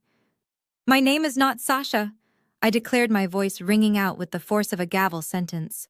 I saw Jamal in the front row, his mouth hanging open. I saw Tiffany trembling in her torn dress. My name is Brianna Sterling, and I am taking back everything you stole. You are a liar and a fraud. Patricia screamed, her voice cracking under the strain of her desperation. She gripped the podium so hard her knuckles turned white, looking out at the sea of confused faces in the garden. Do not listen to her. She is a mentally unstable servant we fired for theft. She has had plastic surgery to look like Vivian. It is a trick. It is all a sick, twisted trick to destroy my reputation. She pointed a shaking finger at me, her eyes wild with panic. Security, she shrieked. Why are you just standing there? Get this imposter off my stage. Arrest her for trespassing. The crowd murmured, looking back and forth between the hysterical woman at the podium and the calm, regal figure standing next to her. For a second, just a split second, I saw doubt in their eyes. Patricia was a master manipulator. She had spent 20 years building a fortress of lies, and she knew exactly how to play the victim. I did not raise my voice. I did not scream back. I simply reached into the pocket of my emerald dress and pulled out the sleek silver Mont Blanc pen. Patricia froze. Her eyes locked onto the pen. She recognized it. It was the pen she had handed me just 24 hours ago to sign the slavery contract. Do you remember this, Mother? I asked. My voice amplified clearly by the microphone I was holding. You gave this to me last night. You thought it was just a pen, but it was actually a high-fidelity listening device connected directly to the cloud servers of Sterling Security. Patricia lunged for me. Give me that, she snarled. Vivian stepped in front of me, blocking her path with a glare that could freeze lava. Patricia stumbled back, terrified of the woman she had robbed. I walked over to the sound technician's booth at the side of the stage. The tech, a young man who looked terrified, backed away. I plugged the pen's USB connector into the main audio console. Let's hear what the pillar of the community really thinks about family, I said. I pressed play. A screech of feedback pierced the air, followed by absolute silence. Then Patricia's voice boomed through the massive garden speakers loud enough for the entire neighborhood to hear. It was unmistakably her. The tone was cruel, arrogant, and drunk on power. You think I am scared of that weak woman the recording played? I won. I took the only thing she ever loved. I plucked you right out of that park while she was busy signing autographs. The crowd gasped, a collective intake of breath that sucked the oxygen out of the garden. Patricia put her hands over her ears. No, she screamed. Turn it off. It is fake. It is AI. But the recording continued, relentless and damning. I watched her cry on the news for years. And the best part, I turned her precious princess into my personal slave. You are nothing, Sasha. You are just a trophy of my victory over Vivian. The recording ended. The silence that followed was heavier than the humid Atlanta air. Every single person in that garden was staring at Patricia Davis with a mixture of horror and disgust. The investors from Blue Horizon looked sick. The mayor, who was standing in the front row, slowly backed away from the stage. Patricia stood alone in the center of the spotlight. She looked small. She looked stripped of all her armor. But I wasn't done yet. That was the confession for kidnapping, I said, my voice cutting through the silence. Now let's talk about the money. I signaled to Mr. Thorne. He nodded and tapped his tablet. Behind us, the massive LED screen that had been displaying the Davis Group logo flickered. The image changed. It was no longer a logo. It was a blown-up high-definition photograph of a page from a black ledger. Patricia turned around and saw the screen. She let out a strangled cry. Ladies and gentlemen, I announced, pointing at the screen. You are looking at the internal accounting records of the Davis Group, records that were kept in a safe hidden behind a portrait of Patricia herself. The image zoomed in. Here we see a wire transfer of $50,000 to a shell company in the Cayman Islands dated the same day the employee pension fund was reported empty. The screen changed again. And here I continued, my voice hardening. We see a recurring payment to a private nursing facility for a patient 0. This is the bribe money paid to the nurse who helped facilitate my kidnapping 20 years ago. The crowd erupted. People were shouting. Flashbulbs were going off like a strobe light storm. Tiffany, who had been trying to sneak off the stage, froze as her face appeared on the screen next. It was a credit card statement. And here is the corporate account being used to purchase a $20,000 Hermes bag listed as office supplies, I noted dryly. That is enough, a booming voice shouted. The garden gates burst open. A team of FBI agents in tactical gear swarmed into the venue. They did not wait for an invitation. They marched straight down the center aisle, pushing aside the stunned guests. Patricia looked at the agents. She looked at the screen. She looked at me. The reality of her situation finally crashed down on her. There was no way out. No lie could cover this. No bribe could fix this. Fix. You ruined everything, she screamed at me, her face contorting into a mask of pure hatred. You ungrateful little rat. I should have killed you when I had the chance. Make sure the jury hears that threat, Vivian said coldly to the lead agent as he stepped onto the stage. Patricia Davis, you are under arrest for kidnapping, wire fraud, embezzlement, and human trafficking, the agent announced, grabbing Patricia's wrist and twisting it behind her back. The click of the handcuffs was the sweetest sound I had ever heard. It was louder than the applause, louder than the music. It was the sound of justice. Get your hands off me, Patricia shrieked, struggling against the agent. Do you know who I am? I am Patricia Davis. I own this town. Not anymore, I whispered. Next to her, another agent grabbed Tiffany. Me. Why me? Tiffany wailed, tears streaming down her face, ruining her makeup. I did not do anything. I just wanted a bag. Mom, tell them. You are an accessory to fraud and beneficiary of stolen funds, the agent said, cuffing her. As they dragged Patricia and Tiffany off the stage, the crowd parted like the Red Sea. No one offered to help them. The friends who had drunk their champagne and eaten their caviar turned their backs.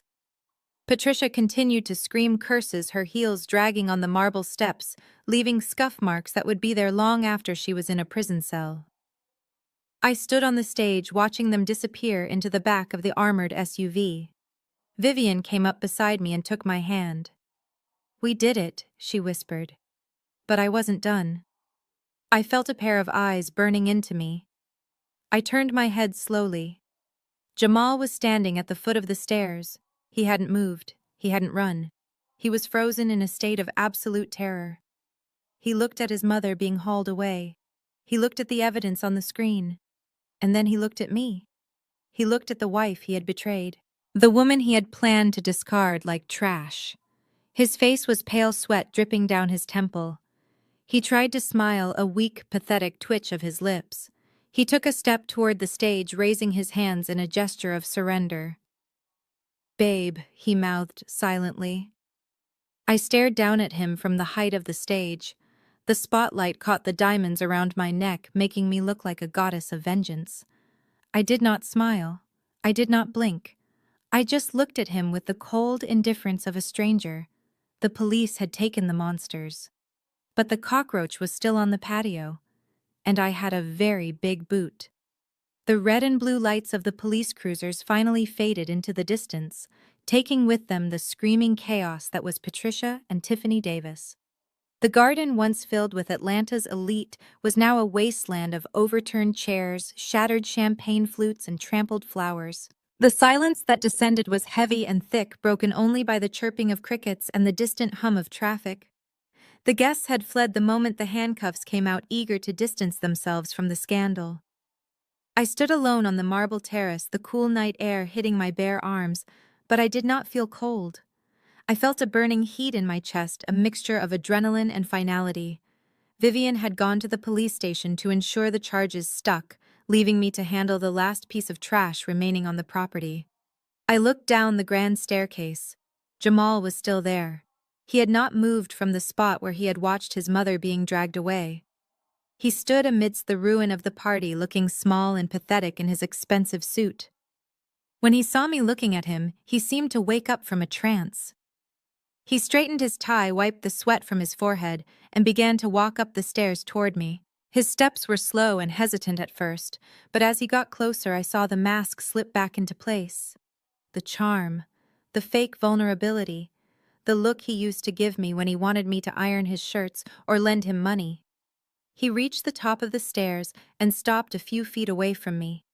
He looked at my emerald dress, at the diamonds around my neck, and then into my eyes.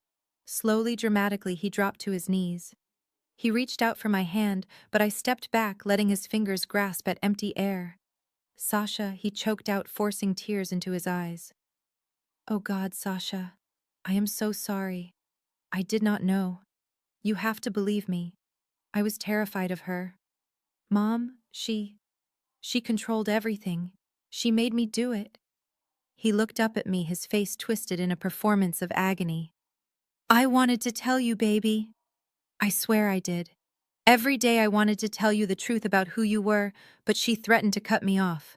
She threatened to hurt you. I was trying to protect you. That is why I stayed. To keep you safe from her. He crawled forward on his knees, scraping his suit pants on the stone. I love you, Sasha. You know I do. We are husband and wife. We took vows. For better or worse, right? Well, the worst is over now. She is gone. It is just us. We can finally be happy. We can run this company together, you and me. The power couple we were always meant to be. I watched him grovel. I watched the man I had spent 3 years serving, the man I had cried over, the man I had thought was my soulmate. And I felt nothing. No love, no hate. Just a profound, icy disgust. It was like looking at a cockroach that had learned to speak. I let him finish his speech. I let him pour out every lie he could think of. When he finally stopped panting slightly, waiting for me to pull him into a hug, and forgive him like the foolish Sasha of the past would have done, I laughed. It was a dry, humorless sound. You loved me. I repeated, my voice flat. You were protecting me. Yes, Jamal nodded eagerly, hope lighting up his eyes. Yes, baby. Always. I took a step closer to him, towering over his kneeling form. Was that why you were in the office with Chloe today? I asked softly. The color drained from Jamal's face so fast he looked like he might faint. His mouth opened but no sound came out. I was there, Jamal. I continued, my voice hardening into steel. I was the blue bear, standing 5 feet away from you. I heard you tell her that I was a nobody. I heard you tell her that you were going to dump me back in the gutter once I signed the insurance papers. I heard you laugh about how you got a lifetime slave for free on my birthday. Jamal began to shake. His lies were crumbling, turning to dust in his mouth. That was just talk, he stammered. I was just telling Chloe what she wanted to hear so she wouldn't suspect anything. It was part of the act, Sasha. I did it for us. I looked at him with pure contempt. You are pathetic. You do not love me, Jamal. You never did. You do not even know what love is. You love the way I cleaned up your messes. You love the way I made you look successful when you were failing. You love the convenience. I leaned down, bringing my face close to his so he could see the fire in my eyes. You do not love Sasha, I whispered. You love the ATM named Sasha. You love the servant named Sasha. But she is dead. She died the moment you locked her in that laundry room. I stood up straight and signaled to Mr. Thorne, who was waiting in the shadows of the terrace. He walked over and handed me a single sheet of paper. Jamal looked at the paper, confused. What is this? He asked. Is this the divorce settlement? I will sign it. Whatever you want. I just want to stay with you. I threw the paper at him. It fluttered down and landed on his chest. It is not a divorce settlement, I said. It is an eviction notice. Jamal picked up the paper, his hands trembling violently. Eviction. But this is my house. My name is on the deed. Not anymore, I said, crossing my arms. When my company bought the Davis Group debt this morning, we acquired all collateral assets. This house was used as collateral for the business loans your mother defaulted on 3 months ago. I pointed at the mansion behind me, the windows glowing with light. This house belongs to Brianna Sterling now, and I do not allow trespassers on my property. Jamal scrambled to his feet. You cannot do this. I have nowhere to go. My accounts are frozen. My car is company property. I know, I said, a small smile playing on my lips. It is tragic, isn't it? You are exactly where you wanted me to be, homeless, penniless, and alone. I checked the diamond watch on my wrist. You have 10 minutes, Jamal. 10 minutes for what he cried. 10 minutes to go into that house, pack one bag of personal items, and get off my land. And by personal items, I mean clothes and toiletries. If you touch a single piece of electronics jewelry or anything of value, my security team will arrest you for theft. I gestured to the large, stone-faced guards standing by the door. They stepped forward, cracking their knuckles. Sasha, please. Jamal begged, tears streaming down his face. For real this time. It is dark. I have no money for a hotel. Where am I supposed to sleep? I looked at him, remembering the cold nights I spent on the floor of the laundry room. I remembered the way he stepped over me while I scrubbed the rug. I hear the park downtown has some nice benches, I said coldly. Just watch out for the kidnappers. Jamal stared at me, realizing finally that there was no mercy left in me. He let out a sob and ran into the house, followed closely by the guards. I turned my back on him and walked to the edge of the terrace, looking out over the city lights of Atlanta. I took a deep breath. The air smelled of rain and jasmine. It smelled of freedom. I heard the front door slam 10 minutes later. I heard Jamal cursing as he dragged a duffel bag down the driveway. I did not turn around. I did not watch him leave. He was already a ghost to me. I stood there in my emerald dress, the queen of a silent castle, ready to burn the past to the ground and build something new from the ashes. The war was over, but the reign of Brianna Sterling had just begun. 30 days had passed since the night the lights went out on the Davis dynasty. 30 days since the police sirens wailed through the manicured streets of Buckhead, signaling the end of an era built on lies. In the visitation room of the Fulton County Jail, the air was stale and smelled of industrial disinfectant, a far cry from the lavender and lemon verbena home fragrance Patricia used to spend thousands on. Patricia sat on one side of the metal table wearing an orange jumpsuit that washed out her pale complexion. Her roots were showing a stark gray against the dyed blonde, and her face was lined with a month of sleepless nights. Across from her sat Tiffany, looking even worse. Without her extensions, her eyelash treatments, and her designer skincare, the arrogance had peeled away to reveal a frightened, angry child. They were not holding hands. They were not comforting each other. They were at war. It is your fault, Patricia hissed, her voice raspy. If you hadn't been so obsessed with that stupid handbag, Sasha never would have snapped. You just had to have the Hermes. You just had to push her. Me, Tiffany screamed back, not caring about the other inmates staring. You are the one who kidnapped a child. You are the one who cooked the books I just spent the money you told me was ours. You told me we were rich forever. You lied to me my whole life. I gave you everything. Patricia slammed her hand on the table. I kept you out of this mess for 20 years, and you repaid me by getting caught on camera assaulting a witness. My lawyer says you are going to get 5 years, Tiffany, 5 years in a cage, and I hope you enjoy every second of it. Guard. Tiffany yelled, standing up. Get her away from me. I want to be moved to a different block. She is crazy. As the guards dragged them apart, screaming obscenities at each other, the illusion of the perfect Davis family shattered completely. They were not a family. They were a cartel of narcissists who turned on each other the moment the money ran out. Meanwhile, 5 miles away, under the scorching Atlanta sun, a different kind of justice was being served. Hey, new guy, move it! A voice shouted. Jamal flinched, dropping the soapy sponge into the bucket of gray water. He was wearing a neon yellow polo shirt that was 2 sizes too big and soaked with sweat. He was standing in the bay of the Sparkle and Shine car wash, scrubbing the mud off the tires of a Ford F-150. I said move it, the manager yelled, clapping his hands. We have a line of cars out to the street. You are scrubbing that rim like you are afraid to break a nail. Put some back into it or you are fired. I am going, Jamal muttered, wiping sweat from his eyes with a dirty forearm.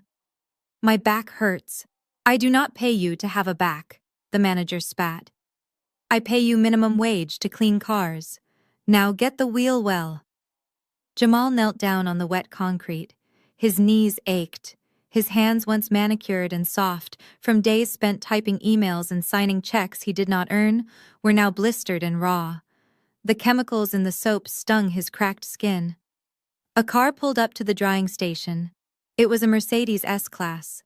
Black, shiny, just like the one Jamal used to drive. He looked up, a pang of longing hitting him so hard it almost knocked the wind out of him. The driver rolled down the window. It was a man Jamal recognized, a former business associate, someone he used to play golf with at the country club. "Hey, you missed a spot on the hood," the man said, not even looking at Jamal's face. He just extended a hand with a $2 bill. "Here." Jamal stared at the $2. He looked at the man who used to call him a friend. The man did not recognize him. To this man, Jamal was just part of the machinery. Just a faceless worker in a neon shirt. Jamal took the money. "Thank you, sir," he whispered, his voice breaking. He watched the Mercedes drive away, driving into a life he would never touch again. He looked down at his reflection in the puddle of soapy water. He saw a man who had everything and threw it away because he was too weak to stand up to his mother. He saw a man who deserved exactly where he was. While the Davis family was drowning in the consequences of their actions, I was busy lighting a fire. I stood in the backyard of the mansion. The same garden where the party had happened was now quiet. The stage was gone. The flowers were replanted, but in the center of the patio I had built a large metal fire pit. Next to me stood a pile of clothes. It was my old wardrobe, the faded jeans, the oversized t-shirts with bleach stains, the gray servant's uniform Patricia made me wear when guests came over, and right on top the hideous blue bear mascot suit. I held a bottle of lighter fluid. I doused the pile, soaking the fabric that held so many memories of humiliation and pain. Mr. Thorne stood by the back door holding a clipboard. "The deed transfer is complete." "Ms. Sterling," he said, "the house is officially in your name. The locks have been changed. The staff has been replaced. The furniture is being auctioned off tomorrow." "Thank you, Edward," I said. I struck a match. The flame danced in the evening breeze, orange and yellow and alive. I dropped the match onto the pile. Whoosh! The fire roared to life, consuming the polyester fur of the bear suit first. Black smoke curled into the sky. I watched as the gray uniform turned to ash. I watched the symbol of my oppression disintegrate. I did not feel sad. I did not feel nostalgic. I felt lighter. With every thread that burned, I felt Sasha dying a little more. Sasha was the survivor. She was the one who endured. But she did not need to exist anymore. She had done her job. She had carried me through the desert so Brianna could enter the promised land. I watched the fire until it was just glowing embers. The sun was setting, painting the sky in shades of violet and gold. I turned away from the dying fire and walked back into the house. My house. My heels clicked on the marble floors, but this time I did not tiptoe. I walked with the heavy, confident stride of a woman who owned the ground beneath her feet. I walked out the front door to where my own car was waiting. Not a Rolls-Royce this time, but a sleek white Range Rover I had bought with my own money from the settlement. I had one last stop to make before I could fully close the door on the past. The drive to the cemetery was peaceful. The city eventually gave way to rolling green hills and quiet oak trees. I parked the car and walked up the small hill to the older section of the graveyard. I stopped in front of two modest headstones, James and Martha Miller. They were my foster parents. The only people in my childhood who had treated me with kindness before they passed away in a car accident when I was 16, leaving me to the system that eventually placed me with the Davis family. I knelt down in the grass, ignoring the stain it might leave on my white pants. I placed a bouquet of white lilies on the grave. "Hi, Mom," "Hi, Dad," I whispered. The wind rustled the leaves of the oak tree above me, sounding like a soft hush. "I did it," I said, my voice choking up. "I found her. I found my real mother. You always told me I was special. You always told me that my family was out there somewhere looking for me. You were right." I traced the letters of their names on the cold stone. "I am sorry I haven't visited in a while. I was lost. I was trapped in a bad place. But I am free now. And I made them pay. I made them pay for every single day they made me feel worthless." A single tear rolled down my cheek. "I am going to change my name back," I told them. "I am going to be Brianna again. But I will never forget the girl you raised. I will never forget Sasha. She was strong because you loved her." I stayed there for a long time, watching the twilight settle over the graveyard. I felt a sense of peace I hadn't felt in 20 years. It felt like they were listening. It felt like they were smiling. Finally, I stood up. I wiped my face and took a deep breath of the cool evening air. "Goodbye, Sasha," I whispered to the wind. "You can rest now." I turned and walked back down the hill. I did not look back at the graves. I did not look back at the suffering.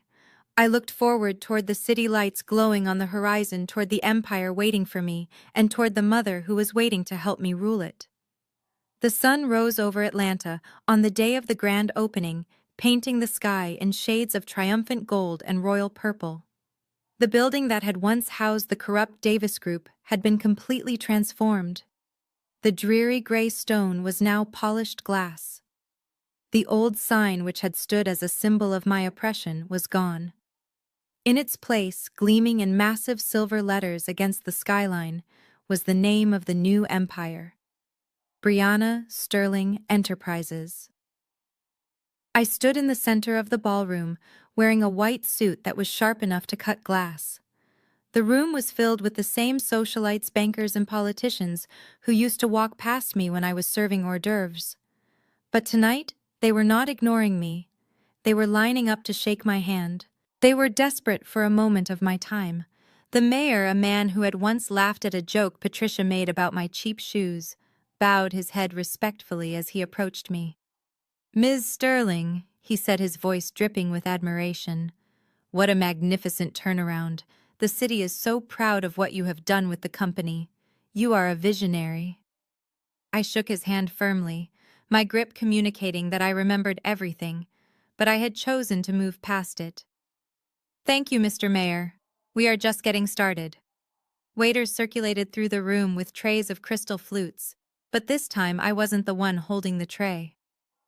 I watched a young girl, probably no older than 20, nervously balancing a heavy platter of appetizers. She caught my eye and froze, looking terrified that she might drop it. I excused myself from the mayor and walked over to her. Her hands were shaking. I gently placed a hand on her shoulder. "Breathe," I whispered. "You are doing a great job." The girl looked at me, shocked that the owner of the building was speaking to her. "Thank you, ma'am," she stammered. "I am not ma'am." I smiled. "I am Brianna, and never let anyone make you feel small because of the uniform you are wearing. You are the most important person in this room because you are the one making it run." I slipped $100 bill into her apron pocket and walked away, leaving her beaming. It was a small gesture, but it meant everything. I would never become the monsters I had defeated. I would build an empire where people were respected, not owned. As the jazz band began to play a slow, soulful melody, the crowd parted. Walking toward me was Vivian Sterling, my mother. She looked radiant, her years of worry erased from her face. She was holding 2 glasses of sparkling cider. We walked out onto the balcony, away from the noise and the adoration of the crowd. The night air was cool. Below us, the city of Atlanta sprawled out like a sea of diamonds. We stood in silence for a moment, just breathing in the reality of our victory. "You did it," Vivian said softly, handing me a glass. "You did not just take back what was yours. You built something better." I leaned against the railing, looking at the city that had once been my prison. "We did it," I corrected her. I would still be running in the dark if you hadn't left the light on for me. Vivian turned to me, her eyes searching my face. Do you ever miss her? Who I asked, Sasha Vivian said. The girl who survived. The girl who scrubbed floors and dreamed of a family. Do you miss the simplicity of her life? I thought about it. I thought about the fear, the hunger, the constant need to make myself invisible. No, I said honestly. I do not miss the pain. But I respect her. Sasha was the one who endured. She was the one who learned how to listen when no one thought she was in the room. She was the one who learned that patience is a weapon. Brianna was born with a silver spoon, but Sasha forged herself in fire. Vivian nodded, tears glistening in her eyes. You are the best of both worlds, my daughter. You have the sterling blood, but you have the survivor's heart. That is why no one will ever be able to stop you. I took a sip of the cider. It tasted sweet and crisp. What about them? I asked, not needing to say their names. Vivian looked out at the horizon. Patricia and Tiffany are settling into their new reality in federal prison. Their appeals were denied this morning. As for Jamal, my security team saw him at the bus station. He bought a one-way ticket to nowhere. They are gone, Brianna. They are dust in the wind. I felt a weight lift off my chest, a weight I hadn't realized I was still carrying. The ghosts were finally exorcised. So what is next? Vivian asked, clinking her glass against mine. I looked at the reflection of the new sign in the glass door. Brianna Sterling Enterprises. Next, I smiled. We rewrite the rules. We find every other girl who has been told she is nothing, and we give her a ladder to climb. We use this power to make sure no one ever has to feel like Sasha again. Vivian laughed, a sound of pure joy. I was hoping you would say that. We turned back toward the party. The lights inside were warm and inviting. The music was swelling to a crescendo. I paused at the threshold, taking one last look at the night sky. For 20 years they tried to erase me. They tried to break my spirit with insults and hard labor. They tried to steal my name and my future. They thought that if they buried me deep enough under their lies, I would never see the light of day. I ran my hand over the velvet of my white suit. I touched the butterfly birthmark on my wrist, now displayed proudly for the world to see. They tried to bury me, I whispered to the universe. But they forgot the most important thing about the earth. They forgot that I was a seed. And now the harvest has come. I turned around and walked back into the light, ready to rule my kingdom. This story is a powerful reminder that your current circumstances do not define your ultimate destiny. Sasha's journey proves that resilience, patience, and self-belief are weapons more powerful than any inheritance. For years, she was told she was worthless, yet she carried a billion-dollar legacy in her blood. We teach people how to treat us, and sometimes the most loving thing you can do for yourself is to destroy the table where respect is no longer being served. Your value is innate, not given by others, and certainly not defined by those who cannot afford your worth. If you have ever felt like the world was trying to bury you, but you knew deep down you were meant to grow, hit that like button right now. Subscribe to the channel and share this story with someone who needs a reminder that their comeback is going to be stronger than their setback. Comment below with "I am a seed" to claim your future. Thank you for watching, and remember, the best revenge is massive success.